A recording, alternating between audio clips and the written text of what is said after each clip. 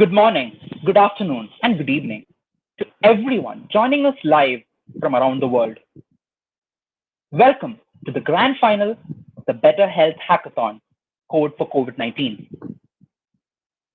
Better ideas and better solutions aren't born in isolation, but out of great collaboration. Code for COVID-19 is HCL's platform to unify purposeful and driven problem solvers with the leading industry and academic experts to together crowdsource technology innovation and build solutions for the immediate and long-term societal impact of the COVID-19 pandemic. Over the past 12 weeks, we've seen an unprecedented response from the global developer community, with participation from over 50 nations worldwide and over 1,000 unique organizations and academic institutions. Over 7,500 minds have been engaged for close to 100 days, creatively tackling a wide range of increasingly relevant challenges across pandemic containment and prevention, diagnosis, treatment and therapy, recovery and the return to normal, as well as systemic solutions for future crises, all under the mentorship and guidance of a diverse ecosystem of thought leaders and experts. Today, we witness our top 8 teams who've advanced to today's final after an intense week of virtual pitches featuring high-level competition and evaluation by elite panels of experts and industry stalwarts, brought together from HCL and Code for COVID-19's expanded ecosystem. These teams are now just a step away from being acknowledged as the best at the Better Health Hackathon. It goes without saying that each of these teams is already a winner, and we congratulate them on this massive achievement. I hope you'll join me in wishing all the contestants today the very best for their presentations. We're also grateful for the guidance, mentorship, and expertise offered by our ecosystem of partner judges and advisors. Today, we have with us an amazing panel of judges. So I take this opportunity to extend a warm welcome to our jury for the grand finale. We welcome Dr. Yusuf Yazdi, Executive Director at the Center for Bioengineering Innovation and Design at Johns Hopkins University, Jay Smith, the Chief Information Officer at TrackPhone Wireless, Itumeleng Makati, the Group Chief Information Security Officer and Vice President at Sapphire, Agam Upadhyay, Senior Vice President and Chief Technology Officer at GSK, Rachel Stoller, Chief Information Officer at Organon & Co. at Merck, Jerry Lewis, Senior Vice President and Chief Information Officer at Ascension, Shrikant Shetty, Executive Vice President and North America Business Head for Life Sciences Healthcare at HCL Technologies, and Arthur Phillip, Executive Vice President and the Head of Sales Transformation and Marketing at HCL Technologies. Thank you to all our judges for taking time out to be a part of this global collaboration today. Before we begin, here's a few guidelines for presenting teams, judges, and for those watching at home. Each team will receive exactly 10 minutes for their presentation, which is followed by 5 minutes of Q&A with our judging panel. All the teams have been informed in advance of the sequence in which their turn will arrive. Each of our finalists have nominated members who will drive the conversation via the presentation as well as the Q&A segment. We request all of the members of the team to stay on mute unless required to speak. The presenting team is encouraged to use their 10 minutes across covering the presentation and any demos. In case you wish to play a video, I request you to play the video on your device while your screen is shared and device audio is unmuted. Each presenter will be informed when they approach the end of their allotted 10 minutes and are requested to ensure that they wrap up the pitch ahead of time so that we can smoothly move on to the Q&A segment. Judges are requested to save their questions for the team for the Q&A segment of the session. As we have only a total of 5 minutes to cover both our panel's feedback and the team's responses, I request teams to keep their answers concise so that they can take additional feedback from the panel. I also request our judges to score each team's presentation as and when they finish on the portal that has been provided for your perusal to ensure that we will be able to quickly announce our winners of the day. So without further ado, we move on to our first project of the day, titled Co-Cell, which comes to us from the team of Alexander and Sarah, joining us virtually from Belgium and Seattle. I request Sarah to begin her presentation. All the best, team. Over to you. Thank you for that, and a big thank you to all of our judges and panelists for your time today. We're really excited and grateful to be with you today, and especially, in an effort to fight this global pandemic. So before I dive in, I did want to take a minute to briefly introduce the team to you. Myself, I'm Sarah Flaherty. My background is in statistics and psychology, and I'm very interested in solving problems at the intersection of these two domains. This app in particular that leverages mathematical concepts with an aim to influence personal decision making, particularly with the effort with COVID of staying at home. I'll go ahead and let Alex introduce himself quickly. So I'm Alex Dumont, and so I'm a recent graduate PhD in biomedical engineering, and I was also fascinated by this project. But I won't eat up too much of the time. I'll let Sarah go on with her pitch. Thank you, Alex. So today we're going to talk about a little bit of the background, our motivation in building an application, getting into the statistics that are embedded into our algorithm, how those statistics can be consumed currently by the general public, our solution and Co-Cell application itself, which by the way stands for COVID Cellular App, in case you were wondering. The application is, by the way, fully built, production ready, and could be available on the Google Store today. We're going to then end by talking about future iterations and versions and where we see enhancements being made to this app potentially in the future. So diving right in and thinking about our current situation, we know that there's a pandemic level threat going on. We have limited solutions for diagnosing and treating this disease. There's limited testing and therapeutic abilities in large part because we don't yet have a vaccine. We also know that cases continue to be on the rise, and we see this as a continued long-term threat. So for now, the best we can hope for and the guidance we've been given is to stay at home. But at this point, many of us, even though we're aware of that guidance, we either can't afford really to follow that, or we're really starting to, count the days, 6 months in of staying with the family. And, maybe that seemed like a dream back in March, but we're starting to become a little bit stir crazy. So with that, the next best option is to really be able to inform the public of the risks associated with the decisions that we make. So that was our motivation. And we know that cell phones are expanding, and even into older generations that are more heavily impacted by this pandemic. We know that they're increasingly becoming more tech savvy. We also know that COVID is a rapidly expanding pandemic situation.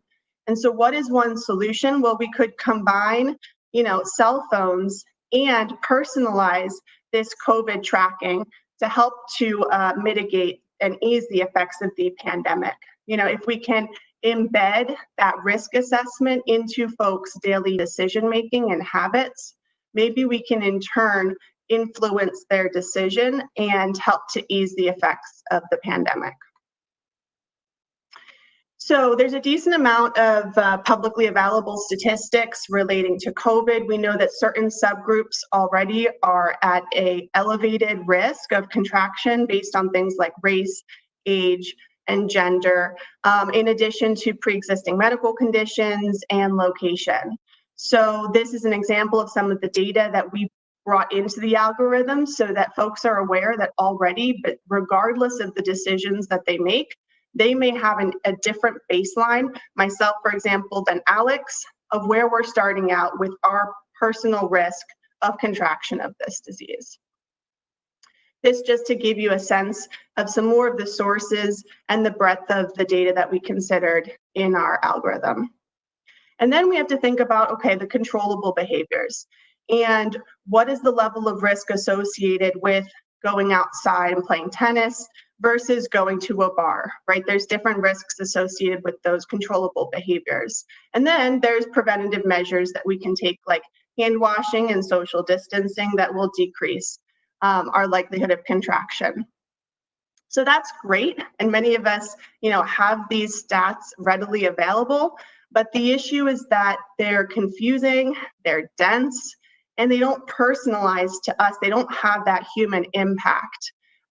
Looking at this chart, for example, it doesn't stand out to me what my risk is of contraction of this disease, and what might happen if I decide to go to the bar tonight. And so what we really need to be able to do is somehow personalize this data to help to influence decision making. So the solution is our application called CoCell. And it's built on the Ionic platform. It's available across Android, iOS, and Windows.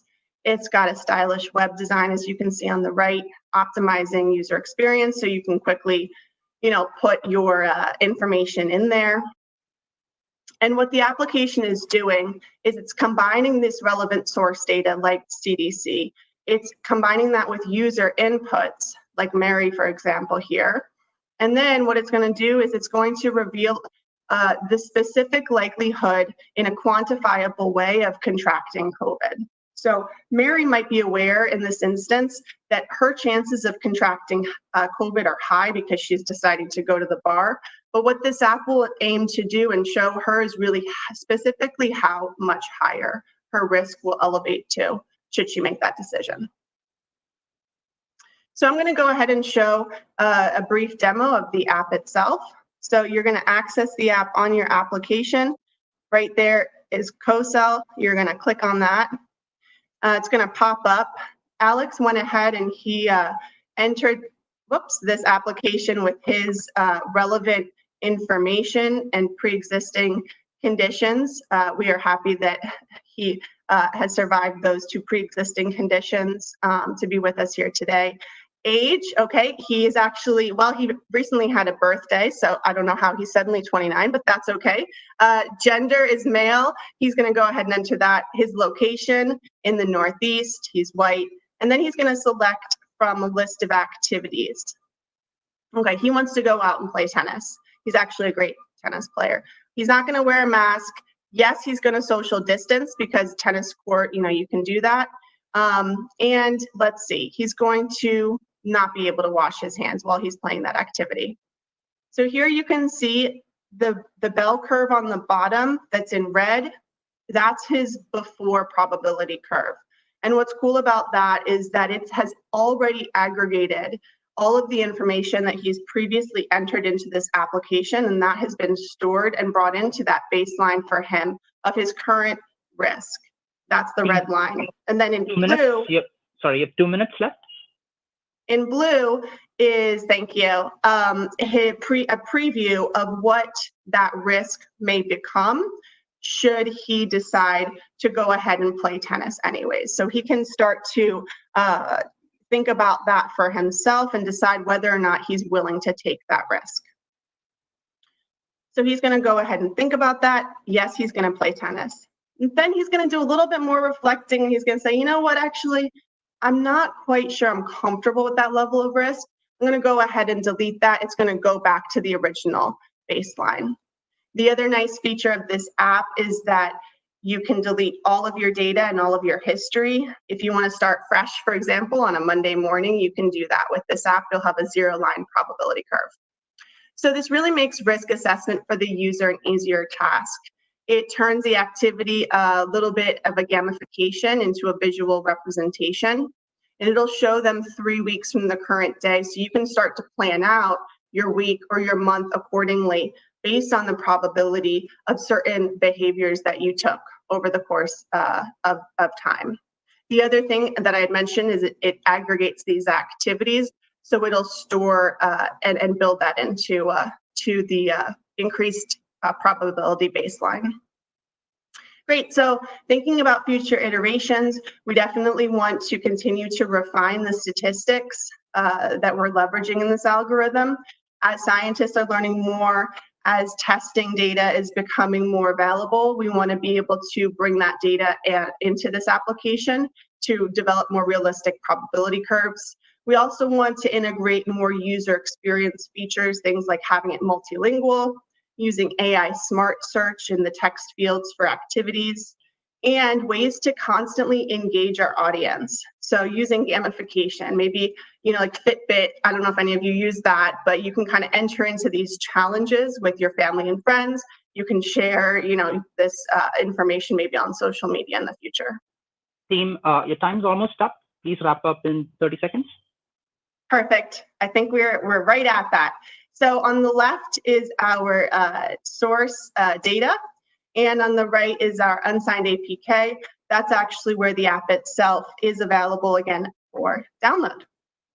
So thank you again so much, everybody, for your time and participation. I'll go ahead and stop sharing my screen and pass it over to Alex for the Q&A.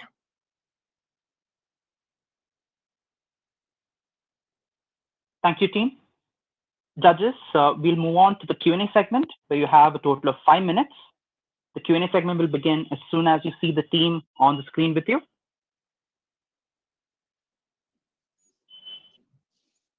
Right, so can we ask a question now? Hey, Alex. Hello. Hi. So can we go ahead and ask the question? Can we go ahead and ask the question? Yes, Okay, yes, can I kick it off? Alex and team, thanks for that wonderful presentation, well delivered. What I just want to understand is, how do you then make the app more accessible to more people? Because if it's based on a smartphone, and there are a lot of regions where you have less than 10% of the population that would have access to a smartphone, and affordability in terms of data costs that they will need to have for them to be able to use the app. Any thought around how you can then open it up to more people? Right. So right now we are assuming that one person has one cell phone. In the future, we're actually going to integrate a login page, possibly, that will sort of give you your results for a particular login ID, right? So that's a future sort of iteration we're thinking about. Another nice thing about this app is it can be run without necessarily being online. So all the data you just saw was generated by the phone without having to access a database on the cloud somewhere, right? So that's sort of a neat feature also of this application, is that it can be run even with the internet off, even when you have very poor internet, such as in sub-Saharan Africa and all those sort of low-income countries. So I have a question. This is Adam. Can you hear me, Alex? Yes. By the way, great presentation and awesome concept, and I think much needed from time perspective. Now, quick question regarding the data itself. You're collecting a lot of PII data, right? You're collecting age, names, pre-existing conditions, and so forth. Are you taking the consent from the people, and where are you storing this data? I mean, the data security perspective. So we're not taking names, right? So the data is automatically anonymized to some degree. So we're just taking the demographic data, and we're taking some idea of their preconditions and all of that. And it's only being stored on the phone itself. It's not actually being published online or being brought online to a particular central database, right? So it's all based on the phone. All the calculations are done on the phone. All the demographics are kept on the phone. And never sort of published to be online. Awesome, thanks. Interesting app. What evidence do you have? People are notoriously bad at assessing risk, understanding risk, and dealing with it. So what evidence do you have, or can quote any studies that show that getting this sort of warning will actually influence people's behavior? That's one question. Second question is, do you have any concern about false negatives? Like if you tell someone that your activity is low risk, but it actually has a higher risk, is there any liability associated with that? So that's not something we thought a whole lot about, but so again, the idea here is that this app only suggests how much risk there is with partaking in a particular task, right? It doesn't sort of say yes or no, do this task or don't do this task, right? It's more of a suggestive guideline for keeping yourself out of this COVID pandemic. And so in that sense, it doesn't need to be entirely accurate. But as we move forward, we will very much insist on having the most accurate data available out there. So that we get less and less sort of false positive or false negatives. That's definitely something we're going to consider in the future. And then liability, again, we didn't really... Sorry, I have a question when you're finished, sorry. And so the liability, again, we didn't think very much about the liability in this early stage, prototypical stage. So hi, this is Jay, Alex. Great job. The concept is wonderful and great job presenting very concisely. My question is, one, did you consider or are you considering a contact tracing feature in the app? And then two, within the current feature set, is there an aggregation of risk? So do you see a risk profile? The more risky activities you take, do you get an aggregate view, or is it just a single activity view? So those two. So that's actually what the red curve, so it was very rushed, but the red curve is actually an aggregate curve. It shows the probability of having COVID based on all of your previous activities, not just the second to last activity you partook in, but all the activities combined as one, right? And so that's, I think, really the very special thing, because when you sort of aggregate a lot of activities, especially in a low amount of time, you can actually see the risk sort of change a lot, right? And then you can actually delete particular activities that that you don't want to partake in, and see the curve changing in lifetime. And that can really instruct how you're going to do your activities, how you're going to essentially run your life, right? Thank you, team, and thank you, judges. Sorry, please go on. I'm sorry. I just have one more quick. So contact tracing, did you consider that? Are you considering that in your roadmap? So that is inherently in the statistical data we pull out, is this idea of contact tracing. So all of this is sort of included in the stats, but as we go into the future, we can sort of try to pull this sort of contact tracing phenomenon out of these stats. Thank you, team. Thank you, judges. We're out of time for this Q&A segment. And we move on to our second project of the day, which is titled Katabi. And it's brought to us by the team of Carolyn, Yaheng, Robert, Jerome, Josephine, and Joyce, who are joining us virtually from New York, Massachusetts, and the Netherlands. I request Josephine to start. All the best, team. Over to you. Thank you. Hello, everyone. My name is Josephine Gerardo, and I and my team are presenting Katabi, a platform of ready-made web VR meeting and social spaces that close the distance. The challenge area that we're addressing is prevention and containment. How can technology aid efforts to flatten the curve by offering a better quality of life to encourage people to stay at home? Well, we know that due to COVID, social distancing measures are mandated in over 95% of the US, and similar measures are present in the rest of the world. And what this means is that there's about an 80% reduction in human mobility throughout the world. People are staying home in order to stay safe. But what's also happening is that because they're in Zoom and other video conferencing applications for hours on end sometimes, is that people are getting Zoom fatigue. Zoom fatigue is a very real thing, and it's really draining and exhausting for people. And often the solution recommended for Zoom fatigue is, yep, you guessed it, turn the camera off. But in order for us not to get Zoom fatigue, everyone has to turn their camera off. And then what do you have? An audio call. So then what's the point of having the video conference?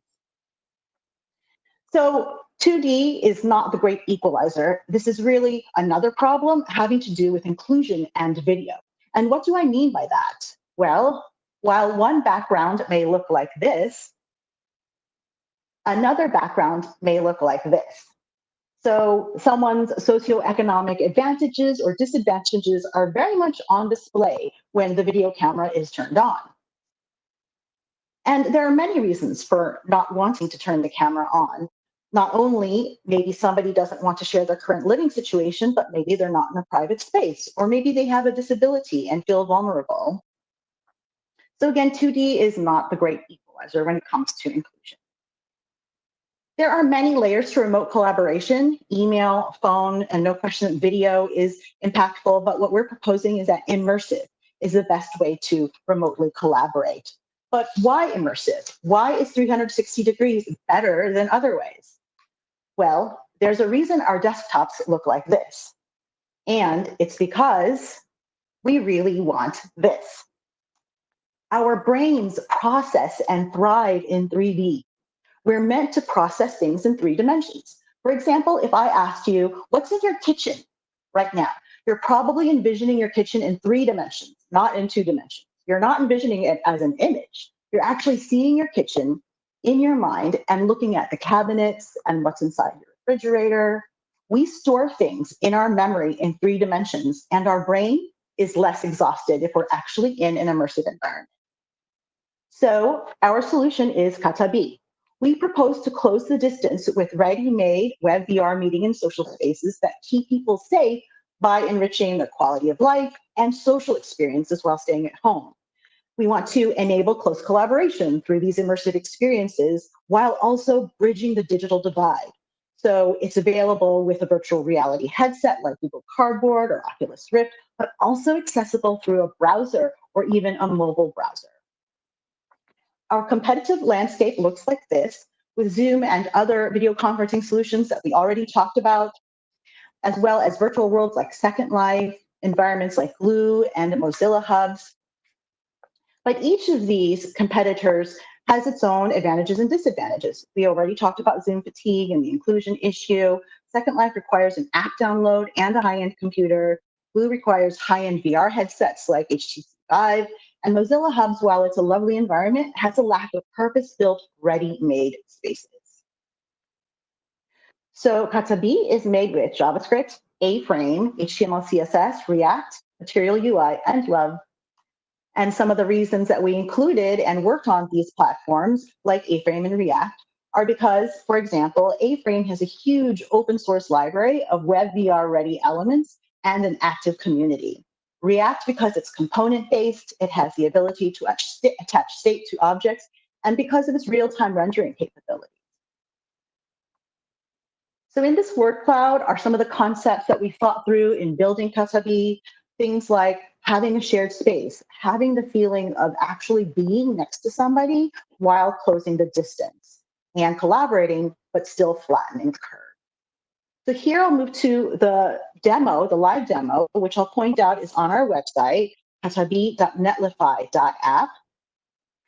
And then on that website, you'll see that there are 3 demo buttons oriented towards different kinds of spaces like business, social or family, school, that kind of thing. So here I'll just toggle over to the browser. So again, totally available from a browser or a mobile browser. And I'll move to the tab that I have open for our business loft. And I'll just give it a quick refresh here so you can see that my colleagues are next to me in this space. And again, it's a 360-degree space. So as I move around it, I'm going to spin around here so you can get a sense of the space. And this is live and usable and ready to go. What's nice about it too is that it's actually ready to go in the sense that it's built and there's no need for user-generated data with it. It's just ready to go right now. So you see here my colleagues in the space, and again, accessible through browser, mobile browser, or if you have one, a VR headset. And you get the sense of really being in a space with folks. So here I'll go ahead and move into the classroom demo, which is more of the traditional classroom setup. I'll give it a quick refresh so you can see my folks in there too. And I'll point out here that the objects in the front of the room, the chalkboard that you see, is actually going to be interactive. So we'll be building out some future features where that chalkboard will be able to show slides, media, sharing web pages, things like that. So again, you're in a space, you get the feeling of being in the space with other people. It's a way to socialize and learn and still have the feeling of sharing presence while staying safe and at home. Okay, so I'm going to move back to the presentation now. And in the slides on our project page, you'll also see the screenshots for the different spaces. And let's talk about what's next. So we've gone through the ideation phase and we continue to build. And our immediate next steps are avatar customization. I'll talk a little bit more about that in the next slide. Refining the audio controls, adding interaction objects, as I mentioned, for the chalkboard and sharing media, different kinds of spaces, putting everything in the cloud so that we can scale it really well. And last but not least, beta testing, perhaps for you and your group. So as far as avatar customization goes, we really want to make it as speedy and simple as possible so you don't spend a lot of time ramping up and getting your avatar ready. So you'll literally be able to upload a selfie and then make other appearance adjustments such as your hair, body, torso appearance, things like that. So just kind of a quick on-ramp to creating an avatar. And just as important is the refining of audio control. So like really clear buttons to indicate mute and unmute and different kinds of volume sliders, things like that. We do have positional audio available in the space already. So that is turned on and you can talk to somebody and it sounds like you're near them. If you're near them, it's louder. If you're away from them, it sounds farther. So that already is in place. And again, interaction objects. So I will not spend too much time on this, but what I will challenge everyone to do is to, rather than looking at a 2D image of a biological environment as a slide here, why don't you make that environment 3D? You can actually be in the biological environment, walk around it, have a look at it as if it were life-size so you can learn about the environment in a more immersive way. And these are some examples of different spaces, from realistic to very fantastical. We have, for example, a medical lab set up, and I'm going to zoom in here on some of the equipment and note that these are all 3D objects. You can actually attach actions and interactions to each of these objects. You can do, for example, on-the-job training.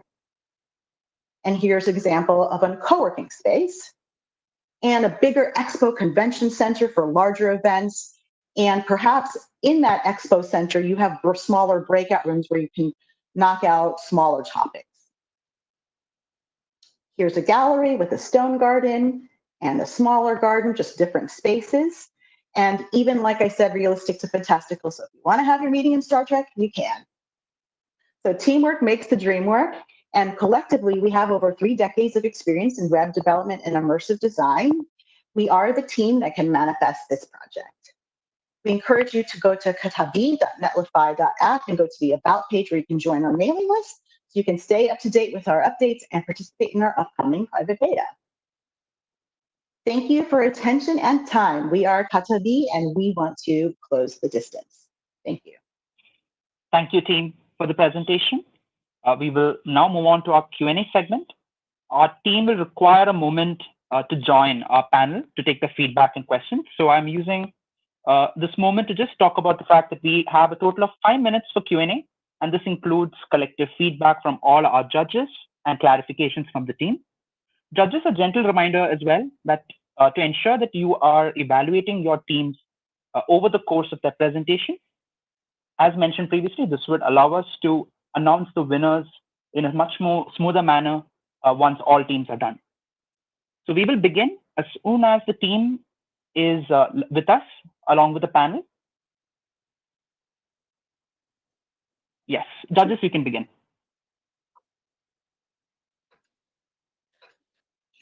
I have a question. This is Jay. Very well done. Great use of technology. Give me a little more, maybe give us a little more information in terms of how you move around, right? So if you don't have an Oculus or a headset, are you clicking the mouse and moving around? Is there any type of physical movement that is other than the mouse or the keyboard, the traditional elements that is allowing you to kind of collaborate and move around in the space? Yeah, sure. There are actually different ways to navigate through the space, and that's a great question. So in a desktop on a browser, for example, you do have the arrow keys and the WASD keys. So you can use either of those arrow keys or other keys to move around and then go forward and back in the space. If you're on a mobile browser on your phone, you actually move the phone around left and right into orbit around, and then you can do a long press or a long tap to walk forward and back. And then if you are using a Google Card or an Oculus Rift or an HTC Vive, then yes, you would have, if you have the handsets available, then you have those available to actually walk through and actually move through the space. But one of the things we also wanted to point out is that, like personally, my background is actually in human movement. I'm a dancer by trade and then a technologist and a coder. So one of my specialties is actually looking at how the human body translates into online space. So have done a lot of work in motion capture, and there's a lot of really cool stuff going on, even taking things like a Kinect and then connecting it to the signals inside virtual worlds. So that is something that Joyce and friends and I have also worked with, is like connecting Kinect and doing it by actual moving of the body. Thank you. Yeah, hi, this is Agam. Quick question for you. Who's your target, usage or users for this app? Are you looking for enterprises, or are you looking for, schools and teenagers, young crowd? What when you were thinking about conceptualizing this, by the way, which is a great, Sure. actually a great concept. Oh, thank you. Thank you. Yeah, we're actually looking to be a direct competitor with Zoom. So anyone that's using Zoom right now, we're going to encourage them to use this immersive space that we have. So anything from schools to enterprise level meetings and conferences, business meetings, to just like family meetings. If you want to have a birthday in one of our spaces, you want to get married in a chapel next to the Eiffel Tower, we can build that for you.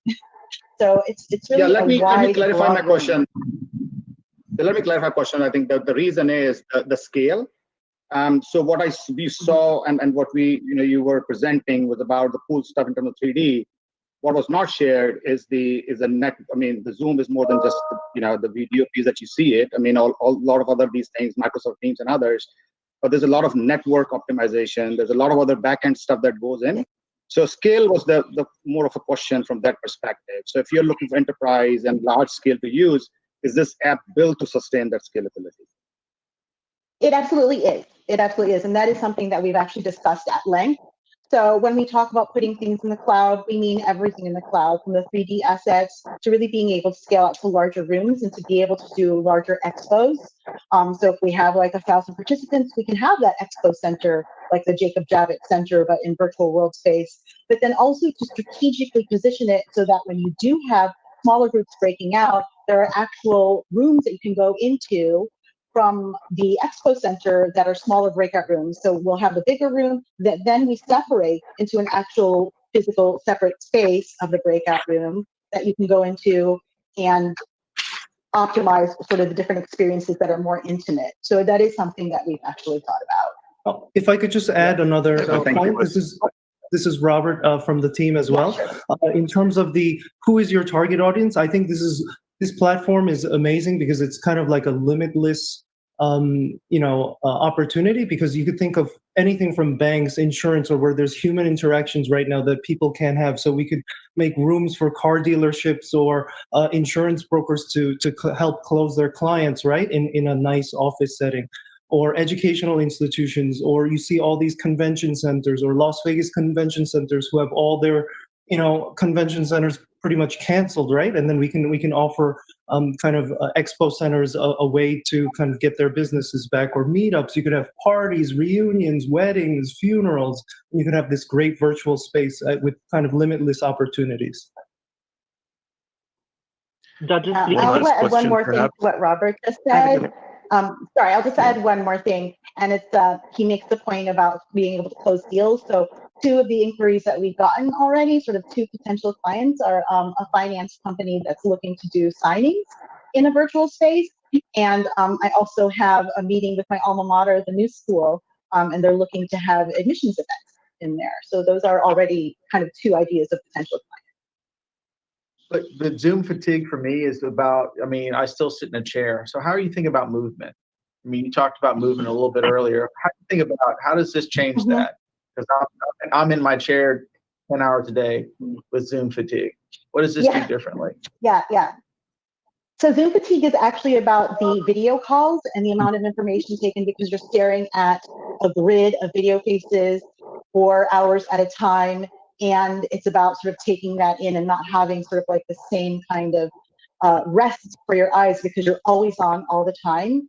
So the solution sort of provides the ability to remove yourself from that and also to, like in another way, hitting two birds with one stone is that it's inclusive. So you can make an avatar, you can choose to share your screen and have yourself on it, but you can also choose to just be the avatar.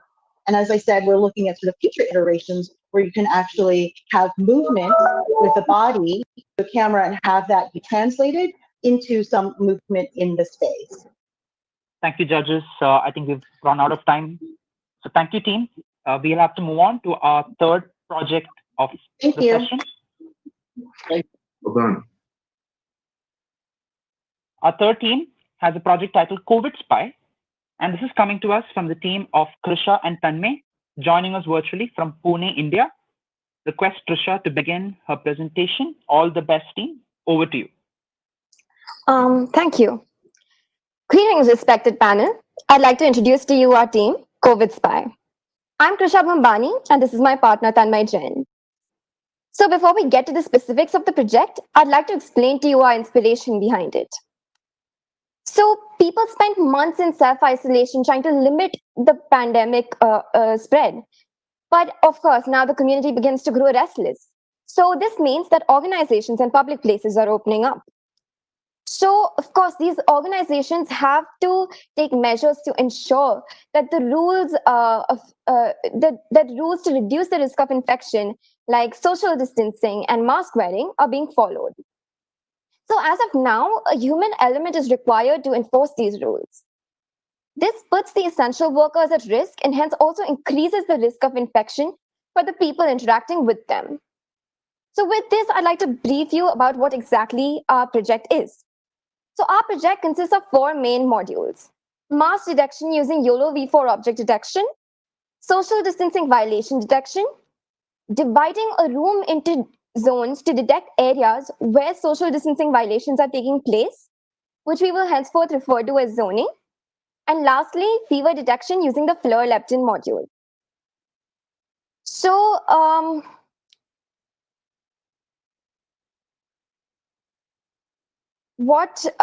so before diving into the technical details, I'd like to explain to you superficially what COVID Spy is.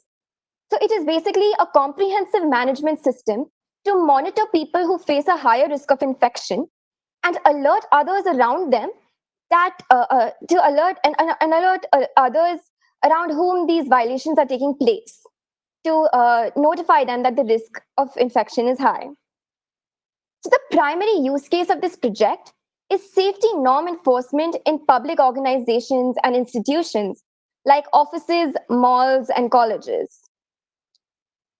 So COVID Spy first and foremost evaluates whether a patron or an office worker is already infected. Secondly, it attempts to ease the efforts of enforcement of safety norms like mask wearing and social distancing. This ease in efforts is facilitated by our zoning module so that it can be easily evaluated where these violations are taking place. So these zone-wise violations are related to authorities with a timestamp using an admin web page that we have created. So this will be demonstrated later on. This feature would be useful in, say, a mall where a particular store sees crowding at a particular point in time in a day. So the number of people allowed in that area can then be limited by the authorities. And basically, the authorities can take measures to ensure that violations are minimum. Okay. now I'd like to move on to the flow of our project. So at the entrance of the organization, people will be greeted with a FLIR-equipped infrared camera. So this camera will be used to estimate a person's temperature and determine whether or not that person has a fever. After that, it will be checked whether the person is wearing a mask or not. So if this person has a normal temperature and is wearing a mask, he will be allowed entry into the organization. We now move on to the fever detection module. So in this, we use the open pose model to actually figure out where a human is.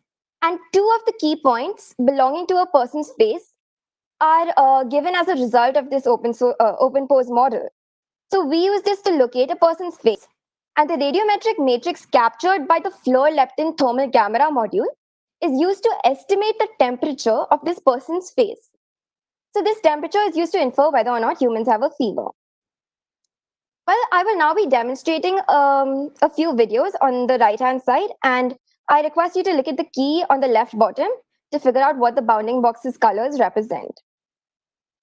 So mask detection and person detection, we have used a YOLO object detection algorithm. We have 3 customized classes, including face with mask, face without mask, and a person class. So this is our choice of object detection algorithm because it is efficient, highly accurate, and yields a very good FPS. I am proud to say that our model has a mean precision average of 94.75 and an FPS of 38 on the NVIDIA Tesla GPU. So returning back to the flow, once a person actually enters the organization, he or she will be constantly under surveillance. It will be checked whether or not he or she is adhering to social distancing guidelines and whether he or she is wearing masks at all times. So when a violation is detected, as shown in Zone 3, the information is relayed to the authorities as well as through a local area network to trigger what we call zone alert lights. So these zone alert lights are basically a visual indication to alert people that they are not maintaining the recommended social distance at a given time. This takes us to the social distancing module. So instead of heavy transformation techniques that are employed by other well-known models, we have created a fairly accurate algorithm purely based on geometry. The approximate relative depth of a person with respect to another person in the picture is calculated, and the Euclidean distance between any two people is taken into consideration. The social distance expected to be maintained can be calibrated according to local authority guidelines, say 1 meter or 2 meters. Finally, we move on to zoning, which is a novelty of our project. So in zoning, the area visible in the field of view of a camera is given to the user, and the user is required to mark the floor coordinates. The number and direction of zones is flexible and can be decided by the authorities. So the zones can be latitudinal, longitudinal, and a combination of both. So using this concept of zoning, concerned authorities will be able to assess the zones in which maximum violations are taking place, and hence they can deduce which zones are generally high risk at a particular point in time. Tanmay Jain will now tell us about the deployment process and walk us through the demonstration of our project. So we deployed our entire project as a Dockerized image on the extremely easy to set up Azure Kubernetes service cluster. And the service cluster receives individual frames of the footage video and returns the output predictions for each, which are then compiled by the local network computer to generate video-based results. Now I'll be showing you a small demonstration of our project, COVID Spy. Starting off with the social distancing and face mask monitoring module, the YOLO V4 model gets loaded and the inference loop starts. It's showing real-time video output. And depending on the computation engine on board, the FPS delivered, of course, may differ. In the video, people bound by green bounding box have been detected to be abiding by a proper social distancing norm, whereas people bound by a blue bounding box have been detected to be breaking it. Furthermore, people not wearing a proper face mask have their faces bound by a pink box with a no mask label. And on completion of this loop, of course, a video file will be generated for later use. Now moving on to the zoning-based social distancing module of our project. Again, the YOLO V4 model gets loaded and the inference loop begins on the footage video. Now, for every zone, the total number of people present in it and the number of people not following social distancing are being tracked continuously and are being fed to a Firebase database along with the associated timestamp. The dynamic results are retrieved from the Firebase database and can be viewed for each zone on an interactive web dashboard for the administrator. The dashboard provides interactive visualizations of overall as well as zone-wise violations occurring in real time. Hourly and daily crowding patterns for every zone can be interpreted from the graph, which can be extremely beneficial for the authorities to curb human-to-human exposure at public places. Now, in case of sudden crowding in a particular zone, the admin will get notified through this portal about the area under maximum threat. Team, you have a minute left. Now, okay, thank you. The admin can also view the violation information logged to an interactive table, which gets refreshed every second. The table content can be sorted with respect to each column and has been specifically designed for ease of use for admins. Now, on successful execution, an output video has been generated, which will be played now. The street visible in the current video has been divided into 4 zones. And whenever 2 people come too close to each other, the color of their respective zones is turning red, which practically in real life will be translated to an actual light source present in the zone getting lit up to alert the people present in its vicinity area. The light source presented in the zone is being referred to as zone alert lights in our project.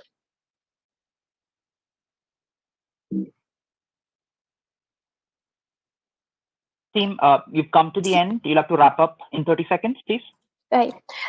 So in conclusion, I would like to highlight the unique aspects of COVID Spy. Mostly its accuracy and high FPS, its compatibility for use in small as well as big offices, its potential for scalability, as well as the real-time data analysis and data reports that are sent to the authorities, and the alerts issued in real time.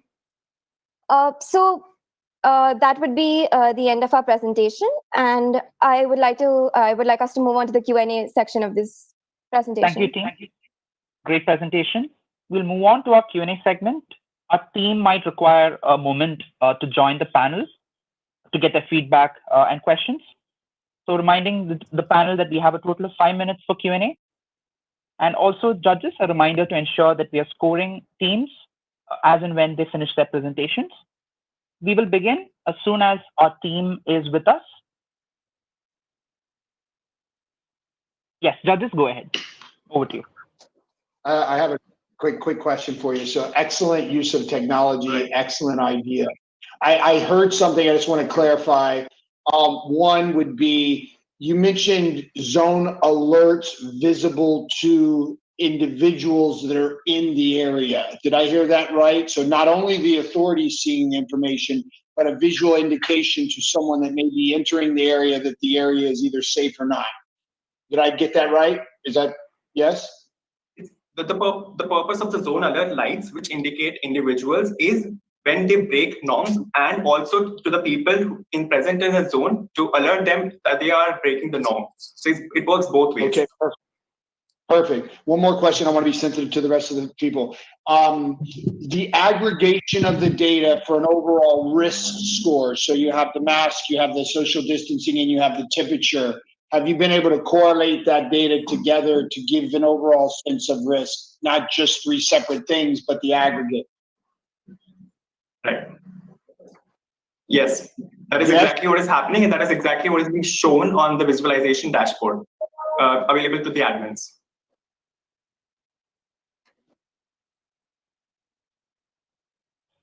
Okay, So just you have a many question very from my side. Go ahead. Okay, let me just finish off. Okay, so just to better understand, it's all well and good that you're tracking this information real time, and as you get the information, then you can make the right decision as the authority. But how do you proactively stop people from breaking the rules, if I can put it that way, instead of for an event to happen? Is there a way in which the solution can, in advance, indicate so that people can avoid breaking the rules? Right. So we mentioned about the zone alert lights, which are present in every single zone. So not just one light in every zone, there'll be multiple, 2 or 3 lights, for example, in every zone. So what the purpose of the zone alert lights is, for example, 2 people belonging in a zone are not following social distancing. So the zone alert lights get activated and the people instantly get alerted that they are not following social distancing and they'll have to move away right away. So it's basically to alert them that they are not following social distancing in real time, of course. So just to add to that, I'm so sorry, I'm Krisha Bambani. I'm also a part of the group. So just to add to that, this system is meant to be centralized, and also the actions that are to be taken are preventative measures by the authorities as well as the people. So so as Tanmay mentioned, the zone trigger lights are to encourage people to follow social distancing norms, whereas whereas the information relayed to the authorities in real time is to allow the authorities to take action, like restricting the number of people in a particular area. So that would require some human intervention, but again, it could be a lot more violations could be prevented, and the risk of people getting infected could be reduced significantly. Well, quick question, clarification. You mentioned the 94% accuracy. What is that? Is that for detecting someone wearing a mask or detecting 2 people close to each other, etc.? What is that number for? So that's the metric we use to evaluate how well a person is detected in the camera footage of our project. So that's a metric for object detection in artificial intelligence terms. So that basically determines how well our model is detecting faces as well as people. Okay, but that's not the accuracy of detecting whether or not someone's wearing a mask. Krishna, would you like to add something to it? Yeah. So as we previously mentioned, we have 3 classes that have been included in this. So people with mask, people without mask, and a person class. So this object detection algorithm classifies individual images in as mask, no mask, and people. So the accuracy of the mask and no mask is integrated in this. So the separate metrics for this we have measured is the people class, the people detection class separately has an accuracy of 96%, whereas the mask and no mask detection has 94%.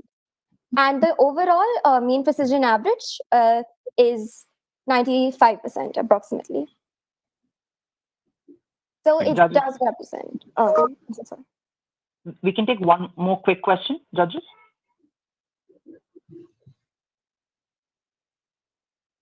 Okay. Or if we could. Just the last one would be, how do you future functionality that you would want to add to the solution? Have you had any thoughts around that? Sorry, can you repeat the question? I'm sorry. The future functionality or features that you have thought of adding to the solution in future. So right now, what we are thinking is we want to, so we have plans of scaling it very well for extremely large areas, for extremely large retail stores, for example, and configure multiple cameras so that they work, all of them work together on a particular, for the entire retail store. So that's the plan as of now, to scale it for a very large area so that it can be used for any large space, for example. That's the plan for now, for the future. Great. Thank you, team. Thank you, judges. We will have to move on to our 4th project of the evening, which is titled Precision Drug Predictor, and comes to us from the team of Anurag and Arwa, who are joining us virtually from Boston and Pune, respectively. I request Anurag to begin his presentation. All the best, team. Over to you.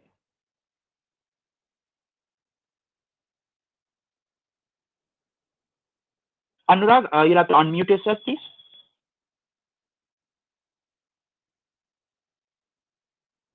Yeah, sorry. Thank you, Mohit. for the information. Hello, everyone. I'm Anurag Kanse, and along with my teammate Arva, we are glad to present you our project, Precision Drug Predictor, for the HCL Hackathon Grand Finale.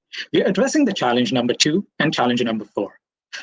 And in 2018, Nobel Prize in Medicine was awarded for the discovery of cancer treatment by using our own immune system to fight against the cancer.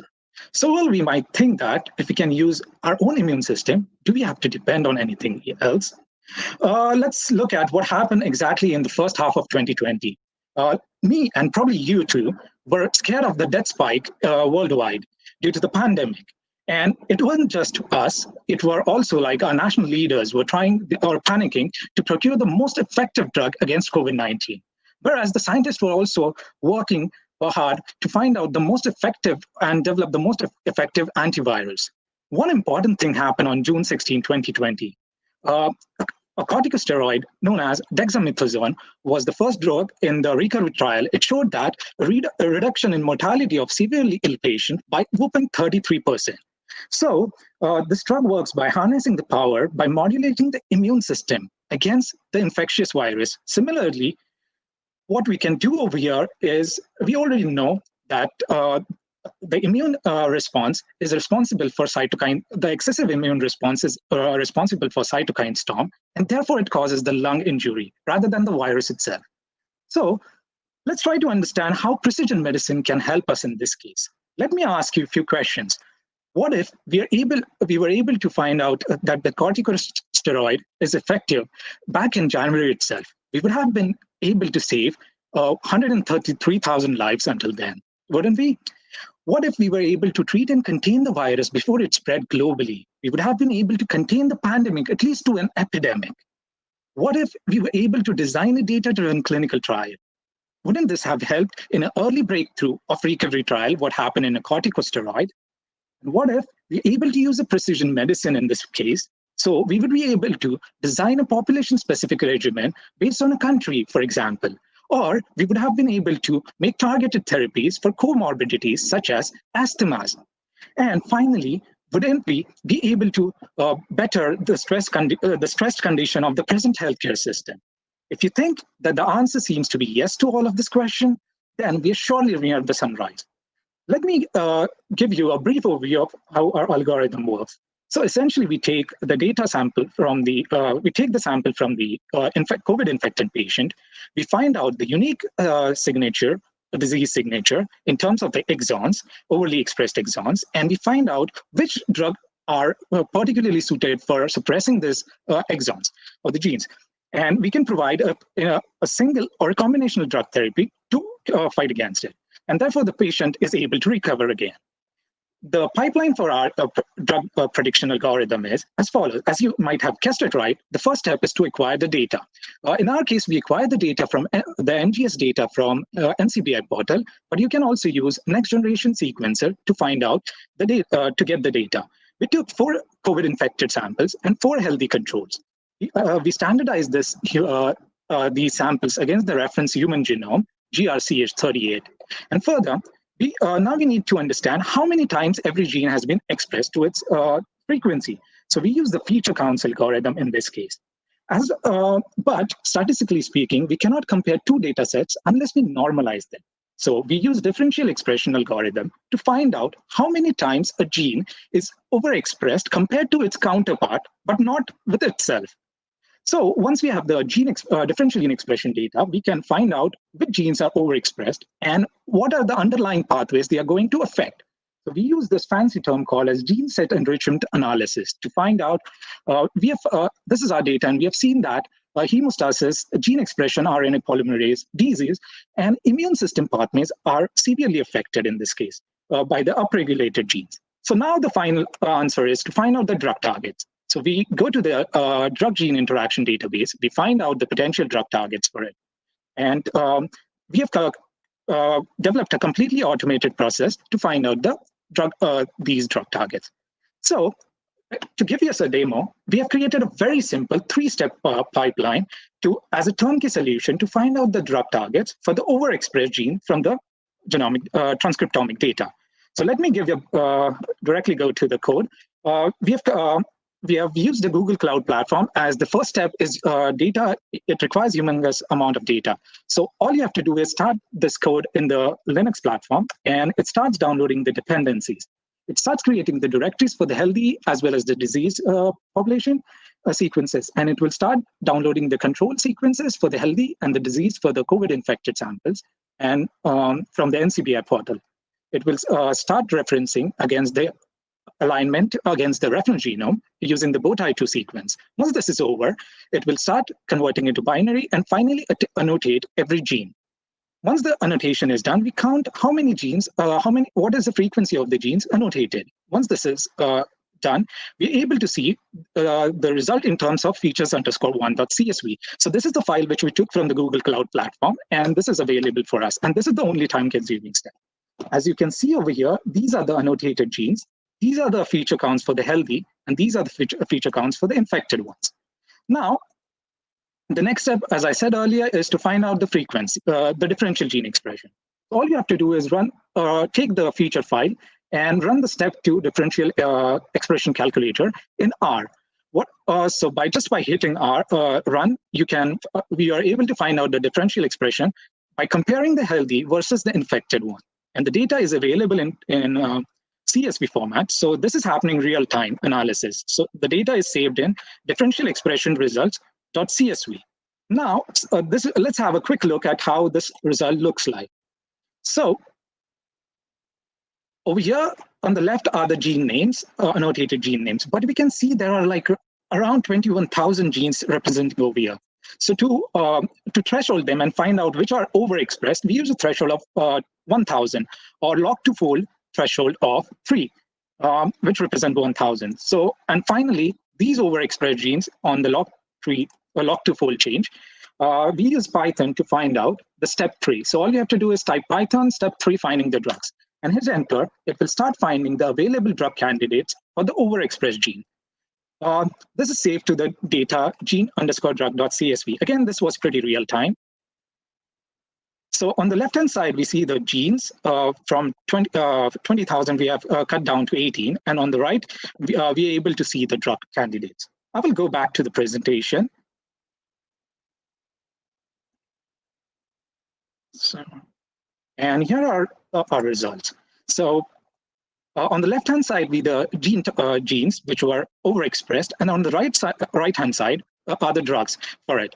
And in the center are the pathways through which these genes are upregulated. Sorry. So now we find that we have a very good confidence in our data because we're able to prove with an evidence that a corticosteroid, hydrocortisone, is one of the target which we saw in the recovery trial of the June 16 result. So the way it works for us is we find the FCGR1A gene, and in the highlighted regions, the organs which are highlighted in the regions are upregulated by this gene. So we find the effective treatment can be given by using the drugs, by using the algorithm, efalizumab and mannitol. Our value proposition for this project is the precision medicine is a multi-billion-dollar market. And at present, in 2019, the market was valued at $57 billion, and it's expected to grow in $120 billion. So currently, the precision medicine is extensively used for cancer treatment, autoimmune diseases, and rare diseases. What our pipeline offers is a turnkey solution for find out easy drug discovery, reduce the tension in the clinical trials and the regulatory approvals, be able to provide a better time value of money, and because of our faster data-driven results, and thereby providing an effective healthcare. Finally, the immediate implication of our pipeline is we are able to provide a scalable solution for any demography, be it a country or an ethnicity, and in any kind of outbreak, such as COVID-19. We're able to reduce the R&D cost for finding out an effective drug, right, starting from $1,000 per sample. Our project offers a very high commercial viability for prediction of any kind of disease, be it a rare disease or a commonly known disease. And our platform is able to offer the most effective solution for emergency fund allocation for why the nations are trying to allocate the funds during an emergency situation like COVID-19. And finally, using precision medicine, we're able to have a better survival outcome. so the nations are happier. I would like to thank you for your time, and we are open to the questions. I will hand on to Arva for the question. Thank you, team. We now move on to a Q&A segment. And I believe we have the team ready. So judges, you have 5 minutes for collective feedback and clarifications. So yes, judges, you can go ahead. Good evening, everyone. Am I audible? I'll ask a quick question since it's not my field. Yeah, I have a quick question. It's not my field, but can you tell me whether this technique sounds like a very logical way of doing this? What is the novelty associated with you?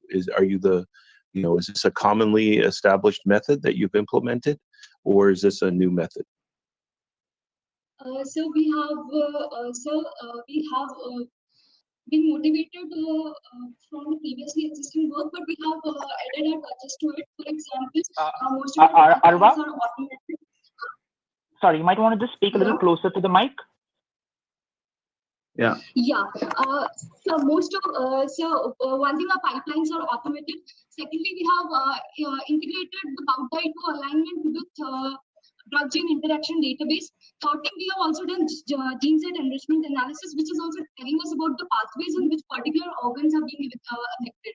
So I think that's a reality associated with our program, and it eliminates the need for technical expertise. So it is automated. So I think a less technically knowledgeable person can also operate it. So it's more like anybody can do it if they're aware with how to operate Python. Thank you. So if somebody hasn't signed up for 23andMe or one of the genetic services, where would the data come from? So we have taken the data from NCBI portal, but if there is a novel disease we need to find out, we can do it via next generation sequencing, where the sample can be given and then it can be retrieved and can be analyzed real time.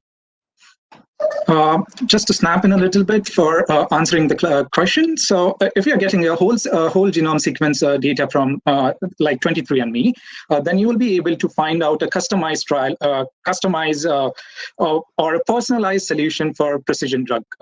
In case of, for example, people have tried for rare case genetic disorders, they have used something like this. But we are presently we are dependent on the NCBI or the openly available data.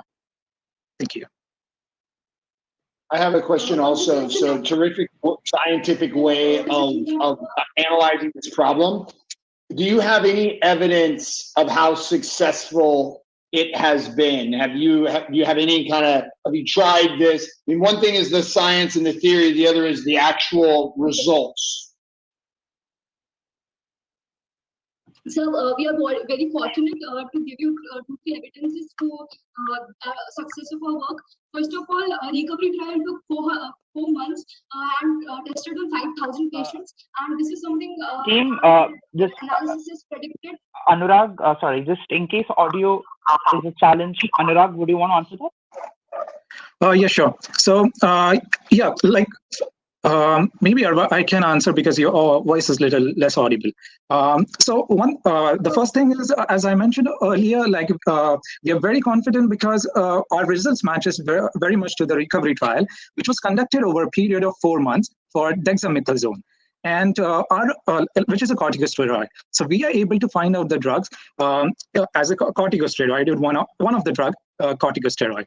Second thing, as we are going, like this has been, we have been working since a month, and as the new results are being published, we don't have the data right away, but we have proof from the research papers that the genes which we have predicted are the ones which are being highlighted in case of COVID. Second thing is the drugs which we have predicted are also are the ones which are the possible drug candidates which are ongoing through the trials. So I have one more quick evidence. Hemostatic pathways were being implicated, and we have predicted that. And the research came 5 days back. Have you published any of these results in any medical journal? So we are on the verge of publishing, but we have not yet published. Not yet published. What's your approach from a clinical training perspective? Because again, precision medicine is pretty limited as it is, and I think obviously you offer a great opportunity to expand that greatly. Have you thought about the protocols, the clinical training at point of care? Because without that, it's going to be a challenge, I think. But I'd be interested in your approach to the market. This is very user-friendly. First of all, we are using here generic drugs. So it eliminates the cost of $5 million for FDA approval. Secondly, it only requires the NGS data, so which can be procured very easily. Thirdly, it determines the pathways which are being used. So it's very easy to figure out if this new disease outbreak is going to affect people how. The fourth thing is, in the field of precision medicine, the traditional clinical trials don't work. There is something called adjusted or accelerated drug discovery protocols, which FDA has mentioned. So in this, what happens that adjustment of the clinical trials is done. So the clinical trials is not divided in four levels. It's only one, which is this data-driven discovery as opposed to hypothesis-based discovery. Judges, we can take one last quick question. Yeah, this is around one way to judge a new model is to see if it predicts well for things which have happened in the past. Have you tested your model on maybe diseases of the past and see how this applies to COVID? And what the... When I was being trained for bioinformatics, I did try it on other autoimmune diseases, like lung fibrosis, but this time we worked for COVID. Thank you. Yeah, we are just working on the rheumatic disorders at the moment, but yeah, we don't have any evidence as of yet to prove, to support our evidence-based research. Thank you. Thank you, team, and thank you, judges. We're out of time for this Q&A segment. We'll have to move on to our next team. So our fifth project of the day is titled Protego, and it's brought to us by the team of Eunice, Advait, Tim, Andy, Emily, and Daniel, for joining us virtually from Stanford. I request Advait to begin the presentation. Over to you, team. All the best. Screen, and then Eunice will take it away.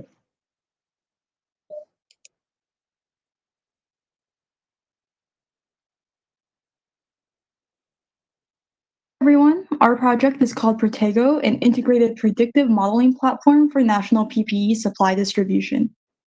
Our solution tackles challenges area number 2 and 4. Introducing our team, Protego was developed by our multidimensional team of Stanford students, all passionate about building tools that can aid healthcare workers during this pandemic. We believe that our project tackles a particularly dire need amongst projects in this hackathon. The idea for Protego largely spawned off of my own experiences on the front lines fighting COVID-19 as a certified EMT on the San Mateo County COVID-19 Rapid Response Force and the California Health Corps. This job forced me into a lot of different roles throughout the county, but the high-risk, high-need nursing facilities left the largest impression on me. These are 2 of the facilities that I staffed at. The first was Gordon Manor, a memory care home where more than 30 patients and staff contracted COVID-19 and 13 residents passed away. I was later placed at Millbrae Skilled Care, which was one of the scariest situations that I think I've ever been in. This is a maybe 120-bed skilled care facility with 4 to 5 patients to a room that had over 103 patients test COVID positive. Just let that number kind of sink in for a second.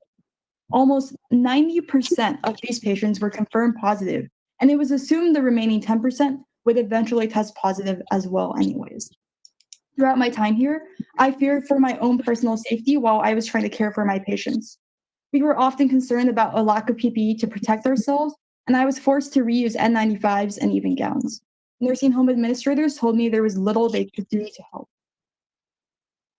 We see that the situation is an issue across the United States. There are 1.4 million people in the US who live in nursing homes, but although only 8% of US cases have been linked to long-term care facilities, they make up 41% of US stats. These are numbers that you could only see in nursing facilities, not hospitals or clinics. Decentralized nursing facilities are the most likely to suffer PPE shortages and the least likely to later get appropriate support to replenish supplies. Eunice's story is not unique. These PPE shortages have happened around the country and really around the world. This is because coronavirus is not just a human problem, it's also a severe economic shortage. The WHO projects that every single month, coronavirus is causing us to consume these 89 million masks, 76 million gloves, and $1.6 million goggles. Look, our factories and our supply chains are not keeping up with demand. And not having PPE is a really big deal because PPE is what's protecting our frontline fighters, the people who are working directly with patients that have coronavirus. And one of the most at-risk populations is that we're the one that we're focusing on, folks in nursing homes. The sad fact of the matter is that nursing homes are often last on the list to receive PPE after hospitals. However, they work with the highest risk population. In fact, this survey found that 27% of patients that were providing care to people who they knew had coronavirus didn't have appropriate PPE. They didn't have a mask or didn't have a glove. Even those that had masks and gloves often had to reuse single-use disposable ones. In fact, this survey found that 87% of nurses reported reusing masks. So what does Protego do about this? We take a three-pronged approach to really trying to solve this supply problem. We think that it's not that there's not enough masks and gloves around the world. In fact, hospitals are reporting surpluses and there's warehouses full of supplies that haven't been distributed yet. Instead, we think it's a distribution problem, that there's surpluses of gloves in some areas and then lack of gloves in other areas. We unify a couple things. First is predictive modeling. We're trying to figure out exactly when and where future coronavirus cases will show up so we can find out where PPE will be consumed. Since we're from the West Coast, we've had the advantage of being in the area that was really the birth of design thinking. So we've tried to build in the user into the forefront of all of our concerns. Because of that, we spent a lot of time building together user maps, that is, aggregating all of the supply and demand data into interactive visualizations that make it easy for suppliers, owners of hospitals or factories and warehouses, to figure out exactly where they should send their PPE. We also create a user-friendly interface for demanders, people who need PPE, those who oversee nursing homes, in order to request gloves and masks and report shortages. The backend and modeling was all done in Python with libraries such as Pandas, and all of our front end, including the website and the UI, was built with React on the MERN stack. So next, let's talk about the data modeling pipeline. We begin by extracting the National Nursing Homes dataset from CMS, featuring metadata and medical records for over 15,000 nursing homes. The dataset provides the location of each nursing home, as well as the number of weekly COVID-19 cases and availability of PPE supplies. Next, we leverage predictions of COVID-19 cases at a county level made using an SEIR ensemble machine learning model: susceptible, exposed, infectious, recovered. The model operates as a discrete time state machine. For each day, a probability distribution models the transition likelihoods of an individual from one state to another. And the model is governed by parameters like latency and infectious period, hospital stay time, and mortality rate. We focus on predicting 20 days into the future. Next, with predictions for 34 counties, we then seek to forecast projected COVID-19 cases for each nursing home within the county. We first allocate 8% of total projected cases within the county to be cases in nursing homes. Then we distribute the nursing home cases according to the current percentage of county cases in each nursing home. Next. Projections for nursing home COVID-19 cases can then be mapped to the expected amount of additional PPE needed by each nursing home. More specifically, we expect that for every COVID-19 patient, 24 gloves will be needed by healthcare workers every day. Additionally, healthcare workers will need 1 gown and 1 surgical mask for every 4 hours of their shift. Then, from our PPE projections, we generated static visualizations to confirm that our projections seem reasonable.